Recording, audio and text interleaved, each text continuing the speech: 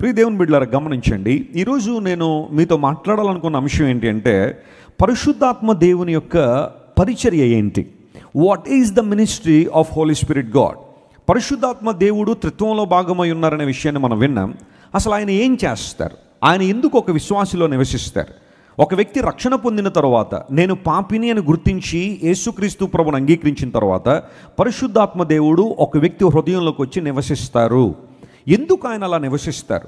ఆయన పని ఏంటి? ఆయన పరిచర్య ఏంటి? ఆయన మినిస్ట్రీ ఏంటి అనేది కనుక లేఖనాలను పరిశీలన చేస్తే, నేను అవకాశాన్ని బట్టి ఒక 5 విషయాలు త్వరగా నేను చెప్పి నా సందేశాన్ని ముగింపులో తీసుకొస్తాను. అందరూ జాగ్రత్త వినండి. What is the ministry of Holy Spirit God? పరిశుద్ధాత్మ దేవుని యొక్క పరిచర్య ఏంటి అని ఆలోచన చేస్తే, మొట్టమొదటి మాట బైబిల్ నుంచి మీకు తెలియచేస్తాను. ఆయన మనలో నూతన స్వభావాన్ని కలుగజేస్తారని బైబిల్లో రాయబడింది. తీతు పత్రిక 3వ అధ్యాయం 5వ వచనం చదువుదాం. అందరూ బైబిల్ తెరవండి. The episode of Apostle Paul to Titus chapter 3 and verse 5. మనము నీతిని అనుసరించి, తీతు పత్రికలో దైవజనుడు చక్కని మాట రాస్తూ అన్నాడు, మనం నీతిని అనుసరించి చేసిన క్రియల మూలముగా కాక తన కనికరము చొప్పుననే. చూడండి, ఆ మాట అండర్లైన్ చేసుకోండి. తన కనికరము చొప్పుననే పునర్జన్మ సంబంధమైన స్నానము ద్వారా పరిశుద్ధాత్మ మనకు నూతన స్వభావము ఏమిచ్చారట ఆయన? పరిశుద్ధాత్మ మనకు నూతన స్వభావము కలుగు చేయుట ద్వారా మనల్ని ఏం చేశాడు? ఆయన రక్షించారు. జాగ్రత్తగా గమనించండి. పరిశుద్ధాత్మ దేవుని సహాయము లేకుండా ఏ ఒక్కరు కూడా యేసు ప్రభు దేవుడని ఒప్పుకోరు అన్నాడు పౌలు మహాశయుడు. కొరింథీయులకు రాసిన మొదటి పత్రిక 12వ అధ్యాయం 3వ వచనంలో ఆ మాట ఉంటుంది. పరిశుద్ధాత్మ దేవుని సహాయం లేకుండా ఏ ఒక్కరు కూడా యేసు ప్రభుని ఏం చేయరట? అంగీకరించలేరు. పరిశుద్ధాత్మ దేవుని పరిచర్య అదే. నువ్వు ఎప్పుడైతే సువార్త వింటున్నావో, యేసు ప్రభుని గురించిన మాటలు వింటున్నావో, సిలువలో యేసు ప్రభు చేసిన త్యాగాన్ని గురించి నువ్వు వింటున్నావో, పరిశుద్ధాత్మ దేవుడు నిన్ను ఒప్పింపజేస్తూ ఉంటారు. ఆయన హీ కన్విక్ట్స్ us. ఆయన మనల్ని ఒప్పింపజేస్తారని బైబిల్లో రాయబడింది. ఏం ఒప్పింపజేస్తారంటే, పాపాన్ని గురించి ఒప్పింపజేస్తారు, ఆ తర్వాత నీతిని గురించి ఒప్పింపజేస్తారు, ఆ తర్వాత తీర్పును గురించి ఆయన ఒప్పింపజేస్తారు. 3 ప్రాముఖ్యమైన విషయాల గురించి పరిశుద్ధాత్మ దేవుడు మనల్ని ఒప్పింపజేస్తారట. ఒకటి, మనందరం పాపులమై ఉన్నాము. మనలో ఏ ఒక్కరైనా నేను పాపిని కాదు, నేను చాలా పరిశుద్ధుణ్ణి, నేను చాలా మంచోణ్ణి, నేను చాలా నీతిపరుణ్ణి అంటే మనము అబద్ధం ఆడుతున్నామని బైబిల్ సెలవిచ్చింది. చెప్పండి, ఎవరైనా పరిశుద్ధులు ఉన్నారా ప్రపంచంలో? చెప్పగలమా మనం? నేను పరిశుద్ధుడని నేను చెప్పలేను. యేసు ప్రభు దగ్గరికి రాక మునుపు నేను పాపినే. పాపము నన్ను ఏలుబడి చేసింది, పాపము నన్ను నియంత్రించింది, పాపపు కాడి క్రింద ఉన్నవాడినే. కానీ యేసు ప్రభుని ఎప్పుడైతే విశ్వసించానో, ఆయన నా రక్షకునిగా చేర్చుకున్నానో, సిలువలో ఆయన చేసిన బలియాగం నా కోసమే అని నమ్మానో, అప్పుడు నేను రక్షణ పొందాను. ఆ కన్విక్షన్ నాకు ఎప్పుడు వచ్చిందో తెలుసా? పరిశుద్ధాత్మ దేవుడు నన్ను ఒప్పింపజేసినప్పుడు. మీ జీవితంలో కూడా అలాంటి ఒక రోజు ఉండుంటుంది. యేసుక్రీస్తు ప్రభు సువార్త విన్నప్పుడు, ఆత్మదేవుడు మిమ్మల్ని ఒప్పింపజేసినప్పుడు లోతైన పాప పశ్చాత్తాపం మీలోనికి వచ్చింది. ఎస్, ఐఎమ్ ఎ సిన్నర్, నేను పాపినే, నేను పాపం చేసిన వాడినే.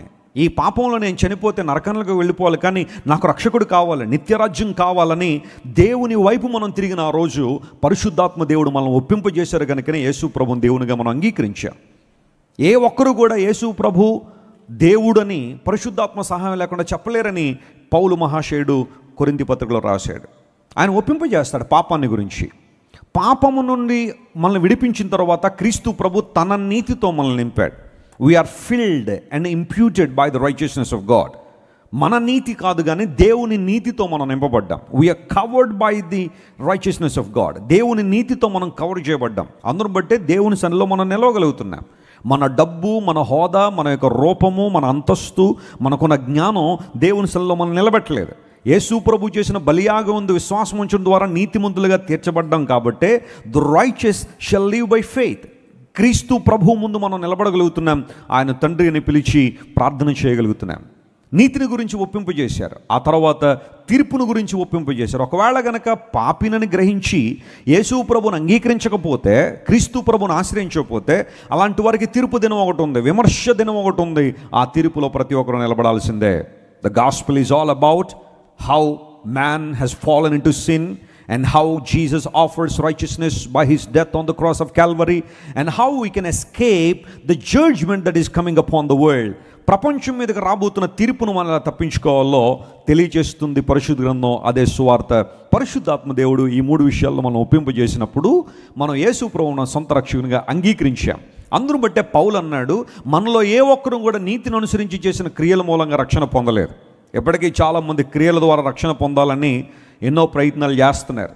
వారు చేసే దాన ధర్మాలు వారికి రక్షణ ఇస్తాయని, తీర్థయాత్రలు రక్షణ ఇస్తాయని ప్రాణాలకు తెగించి కూడా మంచు కొండల్లో సైతం గుర్రాల మీద ఎక్కి గాడిదల మీద ఎక్కి కూడా ప్రయాణం చేసి చచ్చిపోయినా పర్వాలేదండి, అలాంటి పుణ్యక్షేత్రాల్లో చచ్చిపోతే తిన్నగా అక్కడికి వెళ్ళిపోతాం దేవుడి దగ్గరికి అని చాలామంది ప్రాణాలకు తెగించి కూడా తీర్థయాత్రలు చేయడం, దాన ధర్మాలు చేయడం, ఆ తర్వాత తపజపాలు చేయడం, ఎన్నో నోములు నిష్టలు రకరకాల కార్యక్రమాలు చేసి ఏదో విధంగా నేను పుణ్యాన్ని కూడగట్టుకుంటే నేను చచ్చిపోయే సమయానికి నా పాపాన్ని నా పుణ్యం దాటితే నేను పరలోక రాజ్యం వెళ్తాను, స్వర్గం చేరుకుంటాననే ఆలోచనలో చాలామంది ఉంటే బైబిల్ సెలవిస్తూ ఉంది దేవుని మార్గం అలాంటిది కాదు. నువ్వు ఎప్పటికీ కూడా నీవు చేసే భక్తి కార్యాల ద్వారా, మంచి కార్యాల ద్వారా, దాన ధర్మాల వలన, ధార్మిక కార్యక్రమాల వలన, సేవా కార్యక్రమాల వలన, సాంఘిక కార్యక్రమాల వలన నువ్వు దేవుని రాజ్యాన్ని చేరుకోలేవు. అలా గనక దేవుని నియమం అయి ఉంటే పరిస్థితి వేరేలా ఉండేది. కానీ there is only one way to heaven which is accepting the lord Jesus as your saviour. క్రీస్తు ప్రభు బలియాగం యందు విశ్వాసం ఉంచి నీ పాప జీవితాన్ని ఒప్పుకుంటేనే పరలోక రాజ్యం వెళ్తామని బైబిల్ నిర్ద్వందంగా నిష్పక్షపాతంగా దేవుని వాక్యం సెలవిస్తూ ఉంది. పరిశుద్ధాత్మ మనలో నూతన స్వభావాన్ని ఏం చేస్తారంట ఆయన కలుగు చేస్తూ ఉన్నారు. దేవుడు తన కనికరాన్ని ఇచ్చాడు, ఆత్మదేవుడు నూతన స్వభావాన్ని ఇచ్చాడు.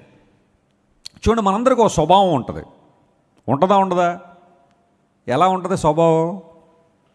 దాన్ని ఏమన్నా చూపించగలమా మనం? ఏమన్నా నా స్వభావం ఎలా ఉంటుందని ఏదైనా ఒక పిక్చర్ వేయగలనా? ఒక నేచర్, ఒక స్వభావం ప్రతి ఒక్కరికి ఉంటుంది. మనిషికి ఒక స్వభావం ఉందంట. ఆ స్వభావమే పాప స్వభావం. బైబిల్ అనేక మాటలు రాయబడ్డాయి. దాన్నే ప్రాచీన స్వభావం అన్నారు. చెప్పండి, ఏమన్నారు దాన్ని? ప్రాచీన స్వభావం. దేవుని దగ్గరికి మనం ఎందుకు రావాలంటే మన ప్రాచీన స్వభావానికి సిలువ వేసి నవీన స్వభావాన్ని లేదా నూతన స్వభావాన్ని ధరించాలనేది దేవునికి ఆలోచన. అందరికీ స్వభావము ఉంది కదా, నేచర్. మీకు చిన్న ఎక్స్ప్లెనేషన్ ఇస్తాను చూడండి. ఒక్కొక్క జంతువుకు ఒక్కొక్క నేచర్ ఉంటుంది. మీరు ఏదైనా ఒక జంతువును ఊహించారనుకోండి, దానికి ఒక మార్క్ ఉంటుంది, ఒక నేచర్ ఉంటుంది. ఫర్ ఎగ్జాంపుల్ డాగ్స్ మనందరికీ తెలిసినవే కదా. కుక్కల్లో చాలా రకాలు ఉన్నాయి, చాలా బ్రీడ్స్ ఉన్నాయి. 2 భాగాలు చేసేయాలంటే ఊర కుక్కలు, ఆ తర్వాత ఇళ్లల్లో పెరిగే కుక్కలు. కుక్కకు ఉన్న ఒక సైకాలజీ ఏంటంటే, దాని నేచర్ ఏంటంటే, మీరు ఎప్పుడైనా గమనించండి, ఎవరైనా కుక్కలు ఉన్న వాళ్ళు ఉంటే, డాగ్స్ పెంచుకునే వాళ్ళు ఉంటే మీరు ఎప్పటికీ గమనించి ఉంటారు. ఎందుకంటే మా ఇంట్లో కూడా ఒక చిన్న పప్పి ఉంది. దాన్ని నేను అప్పుడప్పుడు అబ్జర్వ్ చేస్తుంటాను. మన కాంపౌండ్లో కూడా 2-3 డాగ్స్ ఉన్నాయి. అయితే కుక్కకున్న ఒక స్వభావం ఏంటంటే, మీరు దానికి ఇష్టమైన ఫుడ్ పెట్టారనుకోండి, అది దానికి ఇష్టమైన ప్లేస్లో తింటుంది. ఎప్పుడైనా మీరు గమనించండి, ఒక మంచి బోన్ మీరు వేసారనుకోండి, ఒక మటన్ ఆ మాంసం తీసుకొచ్చినప్పుడు ఆ బోన్ దానికి వేసామనుకోండి, అది ఎక్కడ పెడితే అక్కడ తింటుంది. దానికి ఒక ఫేవరెట్ ప్లేస్ ఉంటుంది. అది మీ సోఫా కిందో, లేకపోతే మీ మంచం కిందో, లేకపోతే రోజు అది పడుకునే స్థలం ఏదో ఉంటుంది. దానికి ఎంత ఇష్టం అంటే ఆ ముక్క అక్కడ పట్టుకెళ్ళి తింటేనే దానికి సాటిస్ఫాక్షన్ ఉంటుంది. ఇది కుక్క స్వభావం. పందికి కూడా ఒక స్వభావం ఉంటుంది. నవ్వుతారేంటి? ఏంటా స్వభావం? బురదలో దొరలడం. పందిని తీసుకొచ్చి ఒక సింహాసనం మీద కూర్చోబెట్టామనుకోండి, ఉంటుందా? దానికి సింహాసనం విలువ తెలియదు. అరే ఇది సువర్ణ సింహాసనం అట, దీనికోసం చాలామంది పోటీలు పడతారట, మనుషుల్లో స్త్రీలకి బంగారం అంటే బాగా ఇష్టమట, దీంతో సింహాసనం వేశారట, నన్ను కూర్చోబెట్టారట అని అనుకుంటుంది. అది సింహాసనం మీద పందిని కూర్చోబెడితే దానికి గనక ఎక్కడైనా కనుచూపు మేరలో మురుగ్గు కనబడింది అనుకోండి, ఆ సింహాసనం వదిలేసి ఎక్కడ దొరుకుతుంది? అది దాన్ని పంది స్వభావం అన్నారు. దానికి ఒక స్వభావం ఉంటుంది. ఇంకా అది మాందది, అది అలా చేస్తూనే ఉంటుంది. మీరు ఎంత ఖరీదైన ఒక అపార్ట్మెంట్ కట్టి ఒక మంచి రూమ్ తయారు చేసి పందిని దానిలో పెడితే దాని చూపు అంతా కిటికీలోంచి ఎక్కడ ఉంటుంది? మురిగ్గోతుల మీదే. నన్ను నిర్బంధించేసారు ఇక్కడ అనుకుంటుంది. నాకు ఫ్రీడమ్ ఇవ్వట్లేదు, నేను గోతుల్లో దొరలాలనుకుంటున్నాను. ఈ కుటుంబ యజమానులు ఎంత కఠినమైన వారో, నన్ను దొరలనివ్వట్లేదు అంటారు కదా. చీమకో స్వభావం ఉంటుంది. ఏంటది? కూడతుంది. చెప్పండి, చీమ ఏం చేస్తుంది? కూడతుంది కదా. చిన్నప్పుడు స్టోరీ విన్నాం కదా మనం. ఓ రాజుగారికి 7 పిల్లలు ఉన్నారట. 7 వేటకెళ్ళి ఏం తీసుకొచ్చారు? 7 చేపలు తీసుకొచ్చారు. ఆ రాజుగారి పేరు ఎవరైనా చెప్పగలరా? చెప్పలేరు. ఆయన పేరు విక్రమశ. విక్రమశ అనే రాజుగారికి 7 పిల్లలు ఉన్నారు. ఆ 7 వెళ్ళారట, 7 చేపలు పట్టుకొచ్చారు. పట్టుకొచ్చిన తర్వాత మరి వాటిని ఏం చేద్దాం అనుకున్నారో తెలియదు కానీ ఎండబెట్టారు, చేపలను ఎండబెట్టారు. కాసేపటి తర్వాత చూస్తే చేపలు ఏమలేదు, ఎండలేదు. దగ్గరికి వెళ్ళి అందులో ఒక యువరాజు వెళ్ళి అడిగాడట, చేప నువ్వు ఎందుకు ఎండలేదు? గడ్డివాము అడ్డొచ్చింది అన్నట్టు. గడ్డివాము దగ్గరికి వెళ్ళాడు, నువ్వు ఎందుకు అడ్డొచ్చావంటే ఆవు నన్ను తినలేదు అంటది. ఆవు దగ్గరికి వెళ్తాడు, ఆవు నువ్వు ఎందుకు గడ్డివాము తినలేదంటే యజమాని నాకు గడ్డేయలేదంటాడు. అప్పుడు యజమాని దగ్గరికి వెళ్ళి, యజమాని నువ్వు ఎందుకు గడ్డేయలేదు అంటే మా అవ్వ అన్నం వండలేదు, నాకు అన్నం పెట్టలేదు, అందును బట్టి నాకు కోపం వచ్చి గడ్డేయలేదంట. సరే అవ్వ దగ్గరికి వెళ్ళి అడుగుతాడు, అవ్వ ఎందుకు అన్నం పెట్టలేదు అంటే మనవడు ఏడ్చాడు అంటది. ఆ మనవడి దగ్గరికి వెళ్ళి అడుగుతాడు, ఎందుకు ఏడ్చావు అంటే చీమ కుట్టింది అంటాడు. అప్పుడు చీమ దగ్గరికి వెళ్ళి అడిగితే ఆడదేవటం తెలుసా? అది బాగా తెలుసు మీకు. మనం చిన్నప్పుడు ఇలాంటి కథలన్నీ అమ్మమ్మలో తాతయ్యల దగ్గర విన్నాం. మా అమ్మమ్మ గారు బాగా చెప్పారు ఇలాంటి కథలన్నీ. కొన్ని కథలు ఆమె చెప్తా ఉంటే ఆమె చెప్పాలంతే, ఇంకెవరు చెప్పినా ఇంకా అది రక్తి కట్టదన్నమాట. అంత అద్భుతంగా చెప్పేది మా అమ్మమ్మ గారు. ఆమె వస్తే పోటీ పడి కథలు చెప్పించుకునేవాళ్ళు.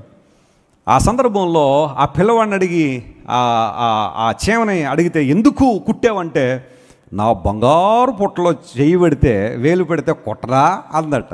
చీమ స్వభావం ఏంటి చెప్పండి? కుట్టడం. కాకి స్వభావం ఏంటి? అరవడం. అందును బట్టే కాకిలా అరవకంటారు కదా, కాకి స్వభావం అరవడం. తోడేలు స్వభావం రాత్రి వేళ సంచరించడం. నిశాచర జీవులు అంటారు వాటిని. రాత్రి వేళ సంచరించే జీవులు కొన్ని ఉన్నాయి, చెప్పగలరా ఏంటవి? తోడేలు. మీ ఆయన గారా? ఆయన ఏదో నైట్ డ్యూటీకి వెళ్తాడమ్మా, ఆయన ఎందుకు కలుపుతావా చెప్పండి. తోడేలు, గొడ్లగోబ, ఇంకా బ్యాట్స్, గబ్బిలాలు, ఇవన్నీ రాత్రి వేళ సంచరిస్తాయి. వీటిని నిశాచర జీవులు అంటారు. ఒక్కొక్క జంతువుకు ఒక్కొక్క స్వభావం ఉంటుంది. నేను ప్రపంచంలో చాలా నేషనల్ పార్కులకు వెళ్ళాను. ఎస్పెషల్లీ ఆఫ్రికా వెళ్తే ఒక్కొక్క దేశంలో ఒక నేషనల్ పార్క్ ఉంటుంది. కెన్యాలో నేషనల్ పార్క్ ఉంటుంది, చాలా పెద్దది. సౌత్ ఆఫ్రికాలో క్రూగర్ పార్క్ ఉంటుంది, జాంబియాలో ఉంది, జింబాబ్వేలో ఉంది. ఆ తర్వాత అన్ని దేశాలు ఆల్మోస్ట్ ఆఫ్రికాకున్న ఒక సంపద అంటూ ఏదైనా ఉందంటే అడవులు అనమాట. చాలామంది వాటిని చూస్తూ ఉంటారు. ఒక ప్రైవేట్ సఫారీ తీసుకున్నామంటే ఒక వ్యాన్ ఇస్తారు మనకి, దానిలో ఇంక అడవులోకి వెళ్ళడమే. ఆ తర్వాత మళ్ళీ వస్తాం లేదు తర్వాత సంగతి అన్నట్టుగా పంపిస్తారు లోపలికి. జంతువులన్నీ లైవ్లో చూడొచ్చు అనమాట మనం, అడవిలో జంతువులు ఎలా ఉంటాయని. అప్పుడు నేను ఒక జూను విజిట్ చేసినప్పుడు కొన్ని జంతువుల గురించి ఒక గైడ్ చాలా బాగా ఎక్స్ప్లెయిన్ చేసింది. హైనా అనే జంతువు గురించి మీరు ఎప్పుడైనా వినుంటారు. ఒక డాగ్లా ఉంటుంది హైనా, స్పాట్స్ ఉంటాయి, చిరతపుల్లి స్పాట్స్ లాగా దానికి ఉంటుంది. దాన్ని గ్రీడీ యానిమల్ అంటారు. హైనా యొక్క స్వభావం ఏంటంటే అది ఏదైనా తిన్నది అంటే దానికి ఎంత గ్రీడీ అంటే దానికి ఎక్కువ తినడం ఇష్టం అన్నమాట, బాగా తినడం ఇష్టం. అందును బట్టి ఐఎమ్ సారీ టు సే అది తిన్నది కక్కి మరలి తింటుంది అంటది. అంత దురాశ అన్నమాట, దానికి తినడం అంటే చాలా ఇష్టం హైనాకి. దాని స్వభావం అది. పెద్ద పులికి ఒక స్వభావం ఉంటుంది, సింహానికి ఒక స్వభావం ఉంటుంది. సింహం స్వభావం ఏంటంటే అది ఎప్పుడు కూడా వెనుదిరగదు. అది చచ్చిపోనన్నా చచ్చిపోద్దు, కానీ నిలబడిందంటే అలా నిలబడుతుంది సింహం. అంత అద్భుతమైన రోషం కలిగిన జంతువు సింహం.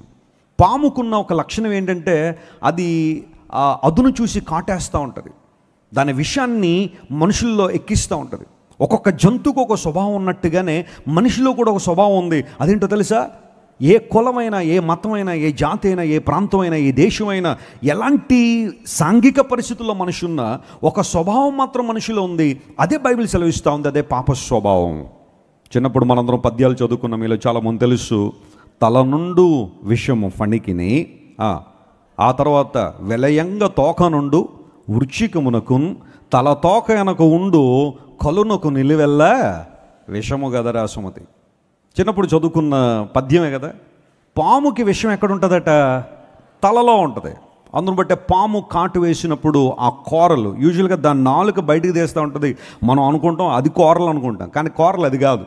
దానికి ఆ నోరు తెరిచినప్పుడు ఆ పైన 2 కూరలు ఉంటాయి, వాటిలో విషం ఉంటుంది. ఒక్కసారి కాటేసిందంటే ఆ విషయాన్ని మనలోనికి ఇంప్యూట్ చేసేస్తుంది. బ్లాక్ మాంబా అనే పవర్ఫుల్ పాయిజన్ ఉంటుంది ప్రపంచంలో. ఇంకా అది కరిసిందంటే విదిన్ సెకండ్స్లో మనిషి చచ్చిపోతాడు. ఇంకా మెడికల్ సహాయం కూడా అనవసరం అనిపిస్తుందంట, అంత భయంకరమైన విషయం ఉంటుంది దానిలో. తేలుకు విషము దాని కొండెలో ఉంటుంది, అంటే దాని తోకలో ఉంటుంది. కొన్నిసార్లు నల్ల తేలులు ఉంటాయి, నల్ల తేలు ఎర్ర తేలు ఇవి ఉంటాయి. ఎప్పుడైనా మీరు ఎవరికైనా తేలు కుట్టిందా? నేను ఆల్మోస్ట్ దగ్గరికి వెళ్ళి వచ్చేసాను వెనక్కి. నన్ను కుట్టాలి ఆ రోజు, ఎందుకో బతికిపోయాను ఆ రోజు. ఎవరో మా చుట్టాల ఇంట్లో పుస్తకాలు షెల్ఫ్ తీస్తూ ఉంటే ఆ పుస్తకాలు వెనకాల ఉంది అది రెడీగా. నేను ఇలా చేయి పెట్టేసరికి ఎందుకో తీసే అన్నట్టు అనిపించింది. తీసేసి పుస్తకాలు జరపగానే ఇంత తేలుంది అక్కడ. ఆ రోజు గనక, ఇది అమలాపురంలో జరిగిన సంఘటన, ఆ రోజు కనుక నాకు తేలు కుట్టుంటుంటే టికెట్ లేకుండా రాజమండ్రి వచ్చేద్ది నా రోజు నేను. ఎందుకోసం అంటే అంత భయంకరంగా ఉంది ఆ తేలు కుట్టిందంటే 24 గంటలు పెయిన్ ఉంటుంది కదా, దానికి తోకలో విషయం ఉంటుంది. కానీ కల్లుడు అంటే ఎవరు? దుష్టుడు. ఓకే, కల్లుడు అంటే అర్థం ఏంటి? దుష్టుడని. ఈ దుష్టునికి విషం ఎక్కడ ఉంటుందట? నిలువెల్లా విషమే. పాముకు తలలో ఉండొచ్చు, తేలుకు తోకలో ఉండొచ్చు, కానీ మనిషిలో నిలువెల్లా విషమే. మనిషి అవయవాల్లో పాపం చేయని అవయవాలు ఏమైనా ఉన్నాయా? చూపులతో పాపము, వినికిడితో పాపము, మాటలతో ఇంకా ఘోరమైన పాపాలు, ఇంకా 1-2 కాదు. ఆ మాటలు ఇతరులను బాధించడం, సూటిపోటి మాటలు, ఇష్టానుసారం మాట్లాడడం. వదరబోతులు ఉంటారు కొంతమంది, మాటలు విసురుతూ ఉంటే ఎదుటి వారు బ్లీడ్ అవుతూ ఉంటారు, గాయపడుతూ ఉంటారు, అయినా మానరు. నోటితో పాపము, చేతులతో కాళ్ళతో పాపం. నిలువెల్లా విషయంతో నింపబడిన మనిషి నిత్యరాజ్యం చేరుకోవాలంటే ఎలా? ఈ పాప స్వభావాలను విడుదల పొందాలంటే ఎలా? యేసు ప్రభు వారి లోకానికి వచ్చి తన విలువైన రక్తాన్ని మనందరి కోసం కార్చి, అమూల్యమైన తన ప్రాణాన్ని మన కోసం అర్పించి, పాపము నుండి మనల్ని విడిపించి నవీన స్వభావాన్ని మనకి ఇవ్వాలని, మన స్వభావంలో మార్పులు తీసుకురావాలని. జంతువుల స్వభావాల్లో మార్పులు తీసుకురావచ్చా లేదా తర్వాత సంగతి, కానీ man can change his nature by the help of God. నీ సొంత జ్ఞానం ద్వారా, నీ సొంత శక్తి ద్వారా, నీ తెలివి ద్వారా ఎప్పుడూ కూడా నీ స్వభావాన్ని మార్చుకోలేవు. Why we need God, why we have come to Jesus. ఎందుకు దేవుడు మనకు అవసరం? ఒక మానవునికి దేవుని అవసరత ఎందుకు ఉంది అంటే, మానవ స్వభావంలో ఏం రావాలి? మార్పు రావాలని దేవుడు కోరుతున్నాడు. ఈ మార్పును రాజులు ఇవ్వలేరు, రాజ్యాంగాలు ఇవ్వలేరు, పోలీసు వ్యవస్థలు ఇవ్వలేరు, జ్యుడిషియల్ డిపార్ట్మెంట్ ఇవ్వలేదు. ఈ మార్పును లోకసమైన వ్యక్తులు ఏ ఒక్కరు ఇవ్వలేరు. కానీ దేవదేవుడే మనిషికి మార్పును ఇవ్వాలని, స్వభావంలో మార్పు తీసుకురావాలని దేవుడు ఆలోచన చేశాడు. సమరయ స్త్రీ జీవితం ఒకప్పుడు పాప స్వభావంతో నింపబడిందే. కానీ యేసుక్రీస్తు ప్రభుకి ఎన్కౌంటర్ జరిగినప్పుడు, ఆయనతో యేసుక్రీస్తు ప్రభువు ఆమెను దర్శించినప్పుడు ఆమె స్వభావంలో మార్పు వచ్చిందా లేదా? ఒకప్పుడు ఇష్టానుసారంగా బ్రతికిన స్త్రీ మిట్ట మధ్యాహ్నపు వేళ నీళ్ల కోసం బావి దగ్గరికి వచ్చి పాప దాహంతో అలమటించిపోతున్న స్త్రీ, ఇష్టానుసారం జీవించిన ఆమె ప్రభు యొక్క ఆ ఎన్కౌంటర్ జరగగానే, క్రీస్తు ప్రభు దగ్గరికి రాగానే ఆమె స్వభావంలో మార్పు వచ్చింది. కొండను విడిచిపెట్టి గ్రామంలో పరిగెత్తింది. నేను చేసినవని నాతో చెప్పిన క్రీస్తు ఈయన కాడ. She started testifying about God's goodness and the transforming power of Jesus. యేసు క్రీస్తు ప్రభు ఇచ్చే నూతనత్వాన్ని గురించి మాట్లాడడం ప్రారంభించింది. ఎనకాయినోసిస్ అనే పదం గ్రీకులో వాడారు. స్వభావంలో మార్పు అనే మాటకు ఎనకాయినోసిస్ అనే పదాన్ని అపోస్తలుడైన పౌలు అక్కడ వాడాడు. దాన్ని ఇంగ్లీష్లో ఏమని ట్రాన్స్లేట్ చేశారంటే రెన్యూయింగ్ ఆఫ్ ద మైండ్, మనస్సు మారడం అనే విషయం. ఎనకాయినోసిస్ అనే పదం ఎంటైర్ బైబిల్లో 2 చోట్ల రాయబడింది. ఒకటి ఆల్రెడీ మనం ఇక్కడ చదివాం, టైటస్ 3:5. రెండోది రోమన్స్ 12:2లో ఉంటుంది. రోమ 12:2లో మీరు లోక మర్యాదను అనుసరింపక ఉత్తమమును అనుకూలమును సంపూర్ణమై ఉన్న దేవుని చిత్తం ఏదో తెలుసుకుని పరీక్షించున్నట్లుగా మీ మనస్సు మారి ఏం పొందమన్నాడు? రూపాంతరం చెందన్నాడు. ట్రాన్స్ఫార్మింగ్ అనగా రూపాంతరం చెందడం అనే మాట. ఎనకాయినోసిస్ అనే పదానికి అక్కడ మరలా పౌలు గారు ఒక మంచి ఎక్స్ప్లెనేషన్ ఇచ్చాడు. రూపాంతరం చెందడం. పరిశుద్ధాత్మ దేవుడు మన స్వభావంలో ఏమిస్తారట? ఆయన మార్పునిస్తారు. పాప స్వభావం నుండి మనం విడుదల పొందుతాం. పాప ప్రపంచంలో మనం జీవిస్తున్నప్పుడు ఎన్నో ఆకర్షణలు, పాపం మనల్ని ఆకర్షిస్తూ ఉంటుంది, పాపం మనల్ని ఎంటైజ్ చేస్తూ ఉంటుంది, ప్రేరేపణ చేస్తూ ఉన్నప్పుడు పరిశుద్ధాత్మ దేవుని యొక్క పరిచర్య ఏంటంటే మనలో నూతన స్వభావాన్ని ఏం చేస్తారు? ఆయన కలుగు చేస్తూ ఉంటారు. ఇక్కడ ఎనకాయినోసిస్ అనే పదం గ్రీకు పదానికి ఇంకొక అర్థం ఏంటంటే రెనోవేటింగ్ అనే పదం కూడా వాడారు. బైబిల్ పండితులు ఆ పదాల మీద రీసెర్చ్ చేసి, క్రిస్టియన్ ఎటిమాలజీ అంటే పదాలకు రీసెర్చ్ చేసే ఆ శాస్త్రంలో ఎన్కాయినోసిస్ అనే పదానికి మరొక అర్థం ఏం వాడారంటే రెనోవేషన్ అనే పదం వాడారు. చూడండి, ఒక పాత బిల్డింగ్ మనం తీసుకుని దాన్ని ఎవరికైనా ఒక ఆర్కిటెక్ట్కి కానీ లేదా ఒక ఇంజనీర్కి కానీ అప్పగిస్తే వారు జాగ్రత్తగా ప్లాన్ చేసి దాన్ని ఏం చేస్తారు? రెనోవేట్ చేస్తారు. పెయింటింగ్స్ పోయించోట పెయింటింగ్స్ వేస్తారు. ఒకవేళ మెట్లు స్టేర్ కేస్ బాగాలేదనుకోండి, అది మరలా బాగు చేస్తారు. స్లాబ్ ఎక్కడైనా క్రాక్స్ వస్తే మరలా వాటిని సెట్ చేస్తారు. గదులు ఎక్కడైనా గచ్చు పాడైపోతే మంచి టైల్సో లేకపోతే ఒక మార్బుల్ స్టోన్సో ఇవన్నీ వేసి హౌస్ అదే, ప్లేస్ అదే, బట్ ఇట్ గాట్ రెనోవేటెడ్, నూతనపరచబడింది. మన జీవితాన్ని పరిశుద్ధాత్మ దేవుడు రెనోవేట్ చేస్తారట. ఆయనకు మన జీవితాలు అప్పగించినప్పుడు, ప్రతిసారి మనం దేవుని సన్నిధిలో కూర్చున్నప్పుడు, పరిశుద్ధాత్మ దేవునికి మనం అప్పగించుకున్నప్పుడు ఆయన మన జీవితాలు ఏం చేస్తాడు? ఆయన రెనోవేట్ చేస్తూ ఉంటాడు. అదే నూతన స్వభావాన్ని మనకి ఇవ్వడం అంటే. ఈరోజు నీ స్వభావంలో మార్పు రావాలని దేవుడు ఆశిస్తున్నాడు. ఈ స్వభావము దేవుని చిత్తాన్ని నెరవేర్చే స్వభావం. హల్లెలూయా. ఈ స్వభావము దేవుని వాక్యానికి లోబడే స్వభావము. ఈ స్వభావము నూతనపరచబడిన అనుభవాల చేత అనేక మందికి సాక్షార్థంగా నిలిచే స్వభావం. ఆత్మదేవుని పరిచర్య మొట్టమొదటిగా ఆయన మనకు నూతన స్వభావాన్ని ఇస్తారని బైబిల్ చాలా స్పష్టంగా తెలియజేస్తూ ఉంది. రెండో అంశం దగ్గరికి వద్దాం. చూడండి, పరిశుద్ధాత్మదేవుని పరిచర్యలో రెండవ ప్రాముఖ్యమైన అంశం ఏంటంటే ఆయన మనకు చెక్కు చెదరని ఆనందాన్ని ఇస్తారు అని బైబిల్లో రాయబడింది. తెస్సలోనికలకు రాసిన మొదటి పత్రిక 1వ అధ్యాయం దగ్గరికి రండి. అపోస్తలుడైన పౌలు తెస్సలోనిక సంఘానికి రాసిన పత్రికలో నుండి 1వ అధ్యాయము 6వ వచనాన్ని మనం చదివితే అక్కడ ఒక మాట స్పష్టంగా రాయబడింది. 1 Thessalonians chapter 1 and verse 6 దానిలో ఉన్న మాటను సహోదరుడు చదువుతున్నారు. పరిశుద్ధాత్మ వలన, చూడండి, పరిశుద్ధాత్మ వలన కలుగు ఆనందముతో గొప్ప ఉపద్రవమందు, చెప్పండి, గొప్ప ఉపద్రవమందు మీరు వాక్యాన్ని ఏం చేశారు? అంగీకరించి. స్తోత్రం చెప్పండి. హల్లెలూయా. ఉపద్రవంలో కూడా వాక్యాన్ని అంగీకరించడానికి వారికి ఉన్న ఎబిలిటీ ఏంటంటే పరిశుద్ధాత్మ వలన కలుగు ఆనందము అన్నారు. ఒకసారి మీ ప్రక్క వ్యక్తికి షేక్ హ్యాండ్ ఇచ్చి మీరు ఆనందిస్తున్నారా అని అడగండి. ఇఫ్ యు సే ఎస్, ఆ ప్రశ్నకి మీరు ఎస్ అని కనుక ఆన్సర్ ఇచ్చారంటే that's the work of the Holy Spirit. అది పరిశుద్ధాత్మ కార్యము. హల్లెలూయా. ఎందుకోసం అంటే ఈ లోకంలో ఏ భూ సంబంధి కూడా పరిశుద్ధాత్మ దేవుని యొక్క ఆనందంలో పాలిభాగస్తులు కాలేరు. లోకం ఆనందించే విధానాలు వేరుగా ఉంటాయి, వారు ఆనందాలు వెతుక్కునే విధానాలు వేరుంటాయి. కానీ దేవుని బిడ్డలు మాత్రమే పరిశుద్ధాత్మలో ఆనందిస్తారట. ఈ ఆనందం ఎలాంటిదంటే ఉపద్రవాల్లో కూడా చెక్కు చెదరని ఆనందం, కష్టాల్లో కూడా చెక్కు చెదరని ఆనందం, ఇబ్బందికర పరిస్థితుల్లో కూడా చెక్కు చెదరని ఆనందం. తెస్సలోనిక అనే పట్టణం ఒక హిస్టారికల్ సిటీ, చారిత్రాత్మకమైన పట్టణం. బైబిల్ ఎంత బాగుంటుంది అంటే, నేను బైబిల్ని ఎందుకు ఎక్కువ ప్రేమిస్తానంటే బైబిల్ అందులో కథలు లేవు. కథలో కల్పిత కథలో ఇవన్నీ బైబిల్లో ఉండవు. ఉన్నట్టుగా వాస్తవాలు ఉన్నాయి. చరిత్రలో ఆ పట్టణాలు ఎప్పటికీ మనకు కనబడతాయి, ఆ వ్యక్తులు ఎప్పటికీ కనబడతారు. తెస్సలోనిక అనే పేరు మనం మాట్లాడుతున్నామంటే ఇట్ వాస్ ఎ సిటీ, ఒక గ్రీసు దేశంలో ఒక పట్టణం. అది అలెగ్జాండర్ ద గ్రేట్ గురించి వీళ్ళు చాలామంది తెలుసు. సెక్యులర్ వరల్డ్లో అతని పేరు తెలియని వారు ఎవరు ఉండరు. అలెగ్జాండర్కి ఒక హాఫ్ సిస్టర్ ఉండేది. హాఫ్ సిస్టర్ అంటే ఫాదర్ వేరవచ్చు, మదర్ ఒకటే అయ్యి ఉండొచ్చు, లేదా మదర్ వేరవచ్చు, ఫాదర్ ఒకటే ఉండొచ్చు. అలా పుట్టిన వాళ్ళని హాఫ్ సిస్టర్ అంటారు కదా, లేదా హాఫ్ బ్రదర్ అంటారు. అలెగ్జాండర్కి ఒక హాఫ్ సిస్టర్ ఉండేది, ఆమె పేరు సలోనిక. అలెగ్జాండర్కి తన చెల్లెలంటే బాగా ఇష్టం, సిస్టర్ సెంటిమెంట్ ఎక్కువ అలెగ్జాండర్కి. కొంతమంది కొన్ని సెంటిమెంట్లు ఉంటాయి, చెప్పండి. మదర్ సెంటిమెంట్ ఉంటుంది, ఫాదర్ సెంటిమెంట్ ఉంటుంది, సిస్టర్ సెంటిమెంట్ ఉంటుంది, బ్రదర్ సెంటిమెంట్ ఉంటుంది. కొంతమంది కజిన్ సెంటిమెంట్ ఉంటుంది. కజిన్ చూడగానే కన్నీళ్ళు గడిచేస్తూ ఉంటారు వాళ్ళు, ఎందుకంటే వాళ్ళంటే బాగా ఇష్టం అయి ఉండొచ్చు. ఇంకా అక్కడ వరకు ఉంటే సరిపోతాడు. పక్కింటి వాళ్ళ మీద సెంటిమెంట్ పెట్టకండి, ఇబ్బందులు వస్తాయి.